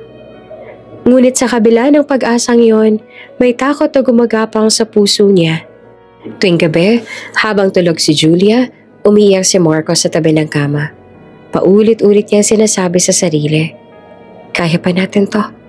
Kaya pa ni Julia. Isang gabi, habang bumubuhos ang ulan, niyakap niya si Julia ng mahigpit. Marco, bulong nito, salamat sa lahat. Kahit isang saglit lang binigyan mo ako ng buhay na gusto ko. Huwag mong sabihin salamat. Na parang paalam. Sagot ni Marco na pilit na nakangiti pero nagingilid ang luha. Bago siya tuluyang makatulog, bumulong si Julia. Kung sakali, hanapin mo ako sa hangin. Doon lang ako mananatili. At sa labas ay bumuhos ang ulan, parang luha ng langit para sa dalawang pusong nagtatago, nagmamahalan at lumalaban sa takdang panahon. Sa gabing iyon, niyakap ni Marco ang babaeng pinakamamahal niya. At sa unang pagkakataon, natakot siyang magising sa umagang wala na ito sa kanyang tabi. Parang gumuho ang mundo ni Marco sa araw-araw tuwing nakikita niyang nangihina si Julia. Sa bawat pagbangon niya sa umaga, ang unang tanaw niya ay si Julia. Maputla, payat at halos wala ng lakas. Dati masigla itong tumatawa sa bawat biro niya. Pero ngayon, kahit simpleng ngiti, tila isang laban na. Ginawa ni Marco ang lahat. Ginastos niya ang lahat ng ipon, ibinenta ang ilang gamit, at kinontak ang mga kaibigan sa Maynila para maghanap ng posibleng donor. Araw-gabi siyang gising sa tabi ni Julia, nag-aasikaso ng gamot, nag-aalaga, at halos hindi na kumakain. Marco, mahinang boses si Julia habang pinagmamasan siyang inaasikaso ang gamot. Tama na, magpahinga ka naman minsan. Ngumiti siya, kahit pagod. Hindi ako mapapagod hanggat hindi ka gumagaling. Tuwing gabi, tinitingnan niya si Julia habang natutulog. Pinagmamasan ng mukha nitong parang anghel, payapa pero puno ng laban. Minsan, hindi niya mapigilang maiyak ng tahimik. Hindi niya matanggap na ang babaeng pinili niyang ipaglaban ay unti-unting nauupos sa kanyang mga bisig. Isang araw, habang nasa ospital, biglang may kumatok sa pinto. Si Franco. Matagal nang hindi niya nakita. Nakasuit pa rin ito. Pero baka sa mukha ang pag-aalala. Marco, wika ni Franco. Nalaman ko nangyari kay Julia. Tumulong na ako na maghanap ng donor sa foundation namin. Tahimik si Marco saglit. Hindi niya alam kung paanong tatanggapin ang tulong ng lalaking minsang minahal din ni Julia. Pero nakita niya ang sinseridad sa mga mata ni Franco. Salamat, Franco. Mahina niyang sabi. Hindi ko na alam kung saan pa ako hahanap ng pag-asa. Pare, sagot ni Franco.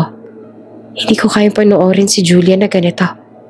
Kahit ano pa man ang nangyari, malapit na si Julia sa akin. Siya ang babaeng hindi ko kayang pabayaan.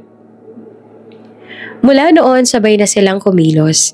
Si Franco ang naglalakad ng mga papeles sa Maynila, habang si Marco naman ay nagbabantay kay Julia sa ospital para silang magkapatid na nagkakaisa sa isang layunin, ang mailigtas si Julia. Isang gabi dumating si Franco na pagod pero may ngiti. May posibilidad, Marco, sabi niya. May isang donor na tugma sa dugo ni Julia pero nasa labas siya ng bansa. Kailangan lang ng oras at pera para maayos ang proseso. Hindi na nagdalawang isip si Marco. Gagawin ko lahat. Kahit ibenta ko pang sarili kong karera basta mailigtas siya. Habang nag-aayos sa mga papeles, hindi maiwasang mapansin ni Franco ang hirap sa mukha ni Marco. Namumugto ang mga mata. Payat, halatang hindi na nakakatulog. Bro, sabi ni Franco habang nakaupo sa tapat niya. Alam kong mahal mo si Julia. Pero dapat, alagaan mo rin ang sarili mo. Napatingin si Marco ngunit nang mapait. Kapag siyang nawala, ano pang halaga ng sarili ko? Sa mga sumunod na araw, mas lumala ang kondisyon ni Julia.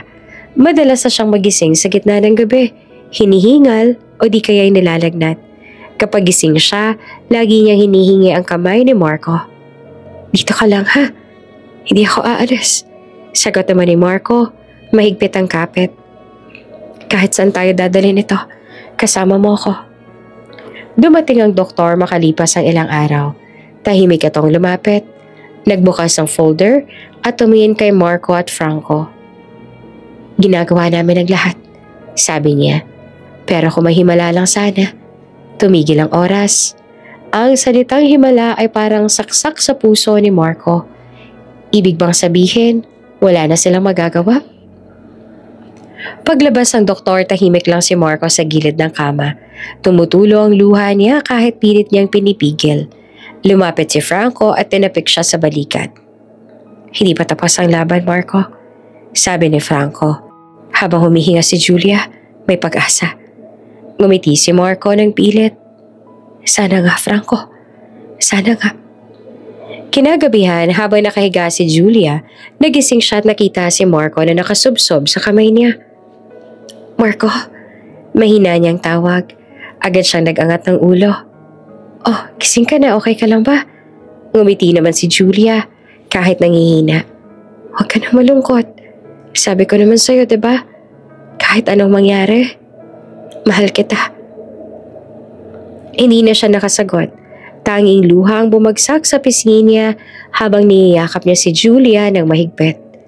Sa labas ng ospital, bumuhos na naman ang ulan. Tila pinapatunayan ng langit na may mga laban na kahit alam mong mahirap, patuloy mong haharapin dahil mahal mo ang dahilan. At sa sandaling iyon, sa pagitan ng takot at pag-asa, tanging ang tibok ng puso ni Marco ang naririnig. Sabay sa mahina ngunit matatag na paghinga ni Julia. Lalaban tayo, Julia, hanggang sa dulo. Bulong niya. Lumipas sa mga linggo at unti-unti pang humina si Julia. Ang dating malakas sa boses niya, ngayon halos pabulong na lang. Ang mga mata niyang dati puno ng liwanag, ngayon tila kandilang unti-unti nang nauupos. Pero kahit na ganoon, pilit pa rin niyang nginingitian ang mundo, lalo na si Marco. Gusto ko pa rin na maglakad sa tabing dagat. Mahina niyang sabi isang umaga habang nakasandal sa unan. Teka, baka mapagod ka. Sabi ni Marco, agad siyang inalalayan.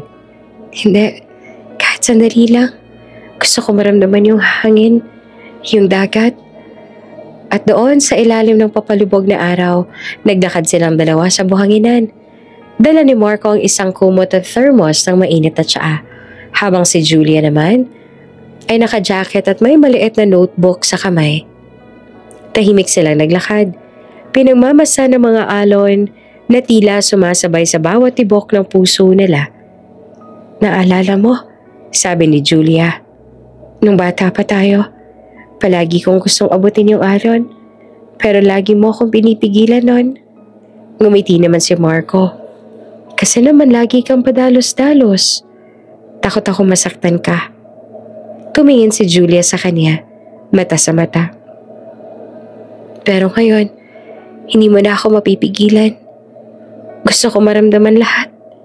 Pati sakit. Pati saya. Umupo siya sa buhangin. Inalabas si Julia ang notebook niya. May pahinang puno ng sulat kamay, mga tula, mga alaala, mga liham. Ginawa ko to. Simula nang malaman ko may sakit ako. Paliwanag niya. Para kahit wala ako, may maiwan ako sa'yo. Binuksan niya ang isang pahina at binasa ng mahina. Kung sakaling sa ibang buhay muli tayo magkita, gusto kong ikaw pa rin ang unang hahawak sa kamay ko. Hindi bilang kapatid, hindi bilang bawal na pag-ibig, kundi bilang kaluluhang matagal ko nang minahal. Hindi naman napigilan ni Marco ang luha. Hinawakan niya ang kamay ni Julia. Mariin, parang ayaw nang pakawalan. Wala akong ibang gusto makasama sa kahit anong buhay, kundi ikaw. Sabi niya, kung may susunod mang ulan, ako yun. Pinabantayan kita. Ngumiti naman si Julia. Marco, hindi na ako takot. Kasi alam kong kahit saan ako mapunta, may isang taong hindi ako kakalimutan. Kinabukasan, nagplano sila ng simpleng date. Picnic sa may burol malapit sa ospital. Nagdala si Marco ng sandwich at pintura. Gusto raw ni Julia na magpinta ulit, kahit mahina na ang kanyang kamay. Habang pinipinta niya ang langit at dagat, nanginginig ang kanyang mga daliri. Tinulungan siya ni Marco. Hinawakan ng kamay at sabay nilang ginuhit ang kulay asul. Anong gusto mong ipinta? Tanong ni Marco. Yung dagat, sagot naman ni Julia. At yung dalawang tao sa tabing dagat. Nag-aantayan. Bakit naman nag-aantayan? Kasi hindi nila alam kung kailan sila muli magkikita.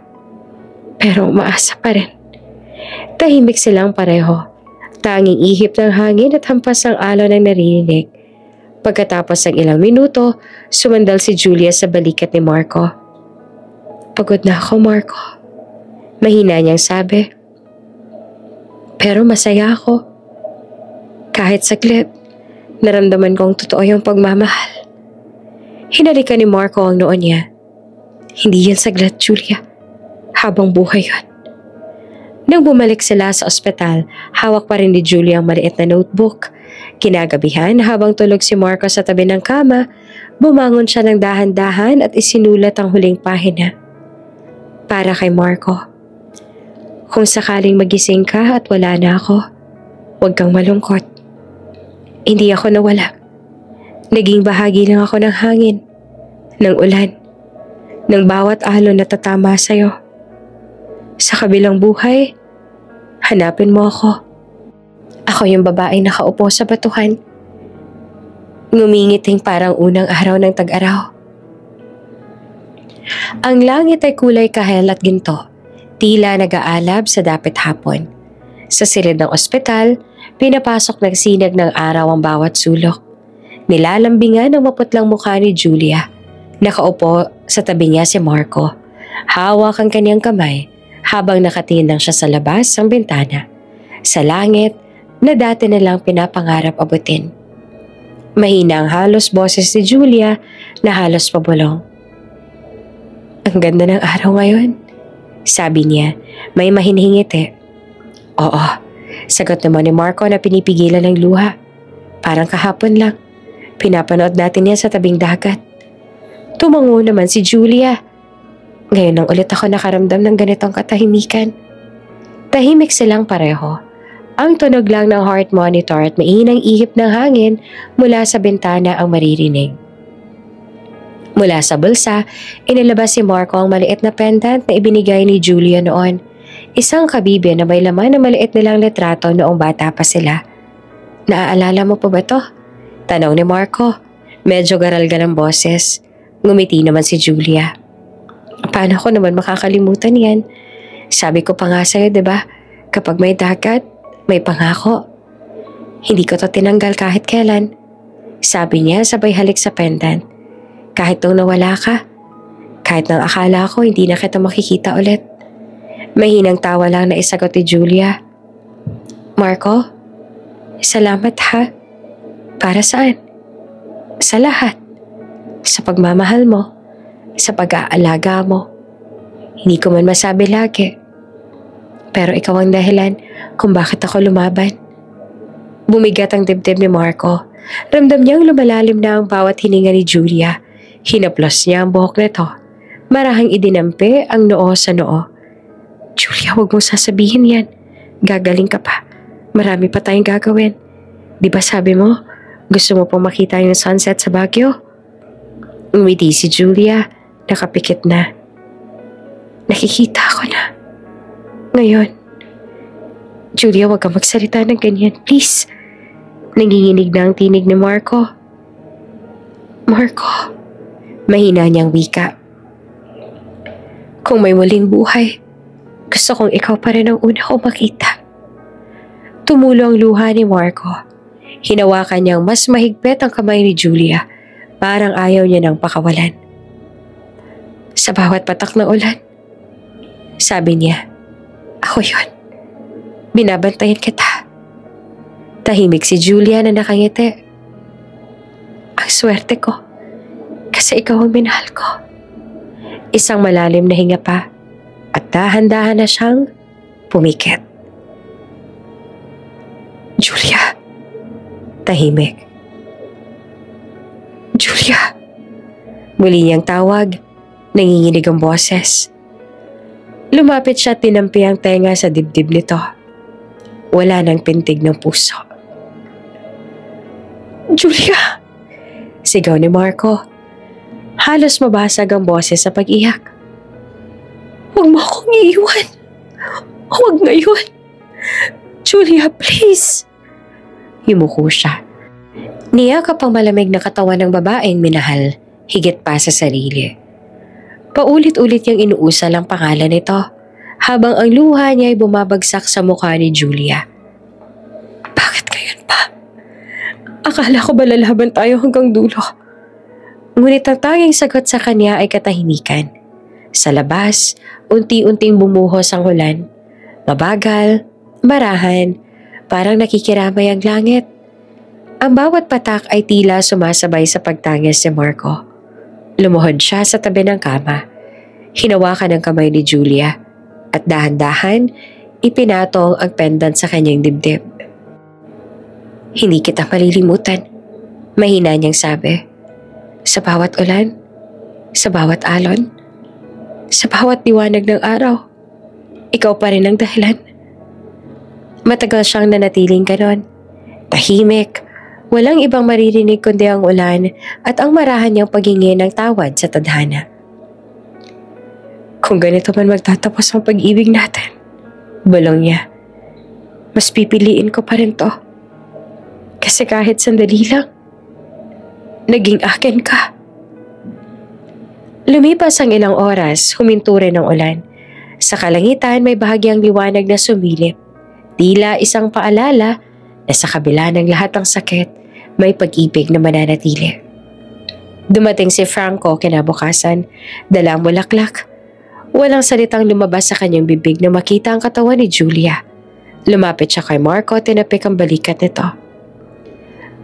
"Alam kong mahal mo siya hanggang dulo," sabi ni Franco na halos mabulong. Tumango naman si Marco na tulala. "Hindi ko alam kung paano ako mabubuhay na wala siya." "Bubuhayin mo siya sa alaala mo, bro," tugon naman ni Franco. "Ganon ang tunay na pag-ibig." At sa sandaling iyon, habang bumabalot ang katahimikan sa buong silid, muling tumingin si Marco sa labas ng bintana. Ang langit ay tila umiiyak pa rin, ngunit sa bawat patak ng ulan, may kakaibang init sa puso niya. Isang alaala ng babaeng minahal niya hanggang sa huli. "Paalam, Julia," bulong niya.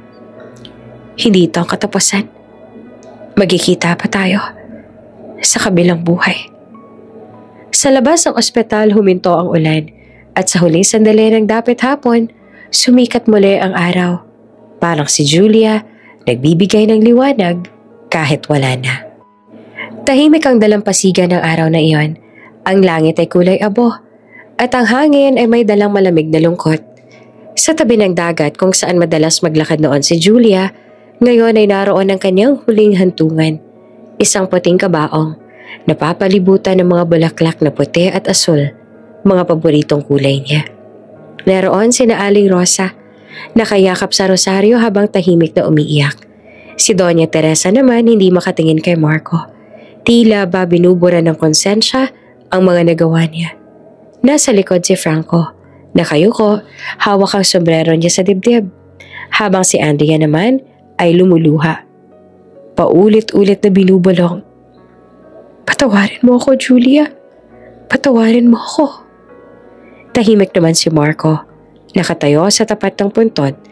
Hawak niya ang maliit na pendant na dati suot ni Julia. Tinitigan niya ito at sa bawat kisap, parang bumabalik ang mga alaala, ang mga tawa, ang mga yakap, ang mga pangako. "Kung may langit man," bulong niya, sabay tingin sa kalangitan na tila nagbabanta ng ulan. "Saan? Doon tayo magtagpong muli." Walang sumagot, tanging hampas lang ng alon sa dalampasigan. Lumapit si Aling Rosa at mahinang hinawakan ang balikat ni Marco. "Anak, hayaan mo na siya. Payapa na si Julia." Tumango naman si Marco. Ngunit hindi siya kumibo. Sa halip ay lumuhod siya sa buhangin at hinawakan ng lapida na parang ayaw ng bitiwan. Pagkatapos ng libing, unti-unting nag-alisa ng mga tao. Naiwan si Marco na nag-iisa sa ilalim ng langit, na ngayon nagsisimula ng umiyak sa anyo ng ulan. Basang-basa siya, ngunit hindi niya ininda. Parang gusto niyang maramdaman ang bawat patak dahil sa bawat ulan, naaalala niya si Julia. Lumipas ang mga araw, araw-araw bumabalik siya sa puntod. Dinadala niya mga bulaklak. Minsan sariwang rosas, minsan mga seashell sa pinupulot niya sa tabing dagat. Minsan nakaupo lang siya roon na magdamag, nakatitig sa dagat hanggang mag-umaga. Ngunit habang tumatagal, napansin ng mga tao na bihira na siyang umuwi. Hindi na siya pumapasok sa trabaho. Hindi na rin kumakain ng maayos. Hindi niya matanggap. Sabi ni Doña Teresa na minsang kausap si Franco. Baka kailangan niya ng tulong. Tugon naman ni Franco na may lungkot rin sa tinig. Ngunit nung puntahan nila si Marco sa bahay, wala na siya roon. Ang kwarto niya ay tahimik. Ang mga gamit ni Julia nakahilera pa rin sa estante. At sa mesa, may nakasulat na maikling sulat. Kapag nakita niyo ako muling tumitig sa dagat, huwag niyo akong pigilan. Doon nagsimula lahat. At doon ko rin gustong magtapos. Ilang buwan ang lumipas, wala pa rin balita. Hanggang sa isang gabi na madilim at maulan, isang truck ang mabilis na dumaan sa highway malapit sa baybayin. Isang lalaki ang naglalakad sa gitna ng kalsada, walang payong, tila walang direksyon. Sa isang iglap, isang malakas na tunog ng preno at sigaw ng gulong ang umalingaw-ngaw sa dilim. Tumilapon ang katawan ng lalaki sa gilid ng kalsada. Ang ulan ay bumuhos ng malakas, tinatabunan ng mga bakas ng dugo. Kinabukasan, natagpuan siya ng mga pulis. Basang-basa, maputla, ngunit tahimik ang mukha. Parang natutulog lang. Sa kanyang kamay, mahigpit pa rin nakapulupot ang pendant ni Julia. Lumapit si Franco sa morgue kinabukasan. Nakita niya si Marco, nakahiga, tila payapa. Kahit sa huli, sabi niya, hindi mo siya binitawan. Tahimik na umiyak si Doña Teresa na nakayuko.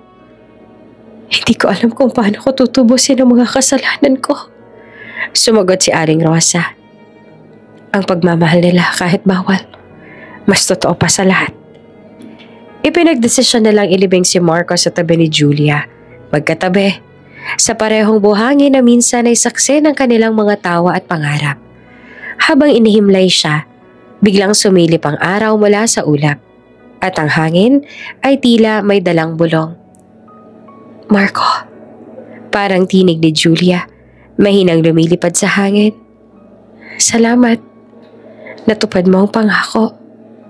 At sa huling sandaling iyon, dumampi ang malamig na simoy ng hangin. Sa ibabaw ng kanilang puntod, dalawang kabibe. Ang magkatabing nakapatong, iisang pendant na ngayon muling nabuo. Sa di kalayuan ang alon naman ay marahang humahampas sa hangin. At sa pagitan ng ulan at isang araw, isang bahaghari ang sumilay sa langit.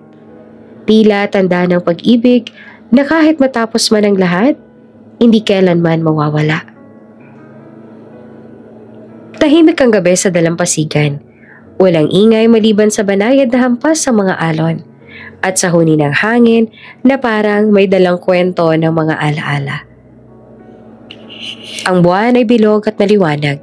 Tinatanglawan ng buhangin na minsan ay naging saksi ng isang pag-ibig na ipinaglaban hanggang sa kamatayan. Sa tabi ng dagat, dalawang puntod ang magkatabi. May mga bagong bulaklak. Sa ibabaw, mga puting rosa sa dala ni Franco. Tahimik siyang nakatayo, nakatingin sa langit. Habang ang hangin naman ay marahang umiihip sa kanyang mukha. Natupad na siguro ang pangako ninyo. Mahinang sabi niya. Wala na kayong sakit. Wala nang bawal. Siguro doon, pwede na kayo maging masaya. Mula sa malayo, unti-unting lumalabo ang paligid. Parang pinupunasan ng hangin ang linaw ng realidad. At sa kalagitnaan ng dilim at liwanag, isang kakaibang liwanag ang sumilay sa dagat. Malamlam, ngunit mainit na parang yakap ng umaga. Sa gitna ng liwanag, lumitaw ang dalawang anino. Si Julia, nakasuot ng puting bestida na marahang sumasayaw sa hangin. Ang kanyang buhok ay umahampas sa balikat at sa kanyang labi, naroon ang pamilyar na ngiti. Payapa, walang bahid ng sakit o pangamba. Sa tabi niya ay si Marco, nakasuot ng puting kamiseta at may hawak na pulang rosas. Ang paborito niyang ibinibigay kay Julia noon. Magkahawak ang kanilang mga kamay. Naglakad sila sa buhanginan, marahan, habang ang mga alon ay dumadaloy sa kanilang mga paa na para pang binabasbasan sila ng dagat. Walang salita, walang tanong, tanging mga ngiti lang na matagal nang inaantay. Marco, Mahinang wika ni Julia habang nakatingin sa kanya. Julia, sagot naman ni Marco sabay pisil sa kamay nito. Sa wakas, wala nang hadlang, wala nang takot. Ngumiti naman si Julia at ang mga mata niya ay kumikislap sa liwanag ng buwan. Sabi ko naman sa'yo, diba? Kahit sa kabilang buhay, ikaw pa rin ang una kong hahanapin. Humakbang si Marco palapit at inilagay ang rosa sa kanyang buhok. At ako, sa bawat patak ng ulan, ako yon. Binabantayan ka. Ngumiti si Julia sabay lingon sa alon. Gayon, hindi lang tayo ulan at hangin lang. Nandito tayo, magkasama. Unti-unti silang lumapit sa dagat. Ang tubig ay malamig ngunit tila kumikilala sa kanila. Habang naglalakad, kumikislap ang bawat hakbang nila. Para bang ang buhangin ay nagiging mga bituin sa ilalim ng kanilang mga paa. Sa di kalayuan, dumaan ang isang alon. Marahang tinangay ang dalawang anino. Ngunit sa halip na mawala, lalo silang nagliwanag. Ang kanilang mga anyo ay tila naging liwanag na humalo sa langit. Sumanib sa mga bituin sa itaas. Sa dalampasigan na tahimik si Franco, narinig niya ang mahinang tunog ng tawa ni Julia. O baka guni-guni lang ng hangin. Pero sa sandaling iyon, tila nakaramdam siya ng init sa puso niya. Parang sinasabi ng hangin, masaya na kami. Tumango siya, pinikit ang mga mata at ngumiti. Paalam Marco. Paalam Julia. Hanggang sa muli. At sa sandaling iyon, isang mahinang ihip ng hangin ang dumaan, kasabay ng pagbagsak ng isang bulaklak mula sa puntod. Sa langit, sumilay ang isang liwanag na hugis pusong bumabalot sa buwan. At sa gitna nito, makikita sina Julia at Marco, magkahawak kamay, nakangiti, naglalakad sa dalawang walang katapusang dalampasigan. Sa lugar kung saan walang luha, walang bawal, walang bakas. At sa tabi ng alon maririnig ang mahinang bulong ni Julia. Totoo pala, Marco. Habang yakap siya nito, ang pag-ibig hindi natatapos sa kamatayan. Dahil ang puso, kapag minahal mo ng totoo, nagiging walang hanggan. Sagot naman ni Marco. Ang dagat ay muling kumalma at sa ibabaw ng tubig, dalawang liwanag ang dahan-dahang umaahon, papunta sa himpapawid, papunta sa lugar kung saan sila unang nagkita sa pangarap. At sa gabing iyon, sa ilalim ng bituin, isang bagong alamat ang isinulat ng hangin. Ang kwento ni na Julia at Marco. Isang pag-ibig na ipinaglaban, sinubok, at sa huli, tinanggap ng langit. Lumipas ang mga taon ng tahimik ng umaga sa baybayin ng San Bartolome. Ang dagat ay kumikislap sa ilalim ng araw at ang mga alon ay banayad na dumadampi sa buhangin. Tila hinahaplos ang bawat alaala ng mga nagdaan. Ang hangin ay may dalang amoy ng alat at mga bulaklak na tumutubo sa gilid ng dalampasigan. Sa tapat ng maliit na kubo, may mga batang naglalaro. Tumatawa sila habang hinahabol ang mga alon. Tinatangkang hulihin ang bula ng dagat bago ito tuluyang maglaho. Isa sa mga batang iyon ay si Mika. Biglang natigilan. Nakatingin siya sa malayo, sa dulo ng tubig kung saan ang araw ay dahan-dahan tumataas. Ma! Tawag niya sa kanyang ina na si Aling Rosa, na ngayon ay mas matanda na. Ngunit nananatiling maamo at mapagmahalang mukha. Ma, parang may nakita ko yung dalawang taong naglalakad sa alon. Napangiti si Aling Rosa. Tinapos niya muna ang pagtatahi ng lambat, tsaka lumapit sa anak at marahang hinaplos ang buhok nito. Baka sila yon, anak. Mahinahong sabi niya. Sina Julia at Marco. Tumingin naman si Mika sa ina at nagtataka na kangiti. Sino po sila, ma? Huminga ng malalim si Aling Rosa, sabay tingin sa malayo. Sa direksyon ng dagat kung saan dati ay nakatayo ang batang si Julia araw-araw na naghihintay. 2 taong nagmamahalan ng totoo. Sagot niya. Kahit bawal, kahit masakit, nilabanan nila ang lahat. Pati ang tadhana. Tahimik ang bata. Nakikinig. Nandito po ba sila dati? Oo. Sagot pa ni Aling Rosa sabay ngiti. Dito sila unang nagtagpo. Dito rin sila huling nagpaalam. Pero ang pag-ibig nila, hindi natapos dito. Muling lumingon si Mika sa dagat. Sa gitna ng alon, parang may liwanag na kumikislap. Dalawang figura ang pagkahawak kamay, naglalakad sa tubig, at sa bawat hakbang kumikintab ang paligid na parang mga bituin sa ibabaw ng dagat. "Ma, ang ganda po," sabi ni Mika. Ngumiti si Aling Rosa sabay haplos sa dibdib. "Ganyan talaga ang pag-ibig, anak. Kahit mawala ng mga katawan, nananatili pa rin sa hangin, sa alon, sa mga tao na tutong magmahal ng totoo." Lumipas ang ilang minuto at dumating si Franco, dalang ilang bulaklak. May edad na rin siya, ngunit maaliwalas pa rin ang mukha. May ngiting puno ng alaala. "Nay, ito po," sabi niya habang inilalagay ang mga rosas sa maliit na altar na itinayo sa tabi ng dagat, kung saan nakaukit sa bato ang mga pangalan ni Julia at Marco. Tumingala naman si Franco.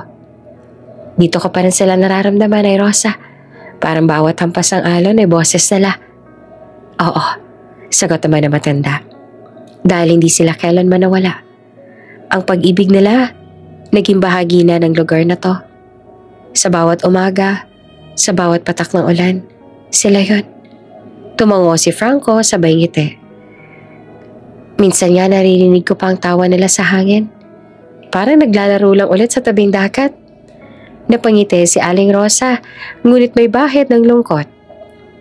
"Ang pag-ibig nila, Franco, nag-iwan ng aral na minsan may mga pusong hindi man magkasama sa mundo ay pinagtagpo naman sa langit." Habang nag-uusap sila, humampas ang alon ng mas malakas kesa dati. Isang bulaklak mula sa altar ang tinangay ng tubig, at sa halip na lumubog ay dahan-dahan na lumutang papalayo, tila dinadala sa gitna ng dagat. "Mukhang may bumisita," sabi pa ni Franco. Ngumiti naman si Aling Rosa. "Oo, siguro nga nagpapaalala lang sila na masaya na sila kung nasan man sila ngayon." Muling nagsamula ang tawanan ng mga bata sa paligid. Si Mika, nakahawak sa seashell, tumingala sa langit. "Ma, gusto ko po maging katulad nila paglaki ko. Yung kahit anong mangyari, marunong magmahal ng totoo." Napangiti si Aling Rosa, napaluha ng bahagya. "Basta't marunong kang magmahal ng may kabutihan, anak. Kahit saan kadalhin ng tadhana, masusumpungan mo rin ang para sa'yo." Muling tumingin si Franco sa dagat sabay bulong. "Pahinga na kayo, mga kaibigan. Kayo ang patunay na may pag-ibig na walang hanggan." Habang lumulubog ang araw, kumalat sa buong baybayin ang ginintoang liwanag. Sa gitna ng alon, makikitang muli ang dalawang liwanag, magkahawak, naglalakad, nakangiti. Si Julia sa kanyang puting bestida, si Marco may hawak na roses. At habang unti-unti silang nalalamon ng liwanag ng dapit hapon, maririnig sa hangin ang mahinang bulong. Sa wakas, magkasama na kami, kung saan walang luha, walang bawal, at walang hangganan.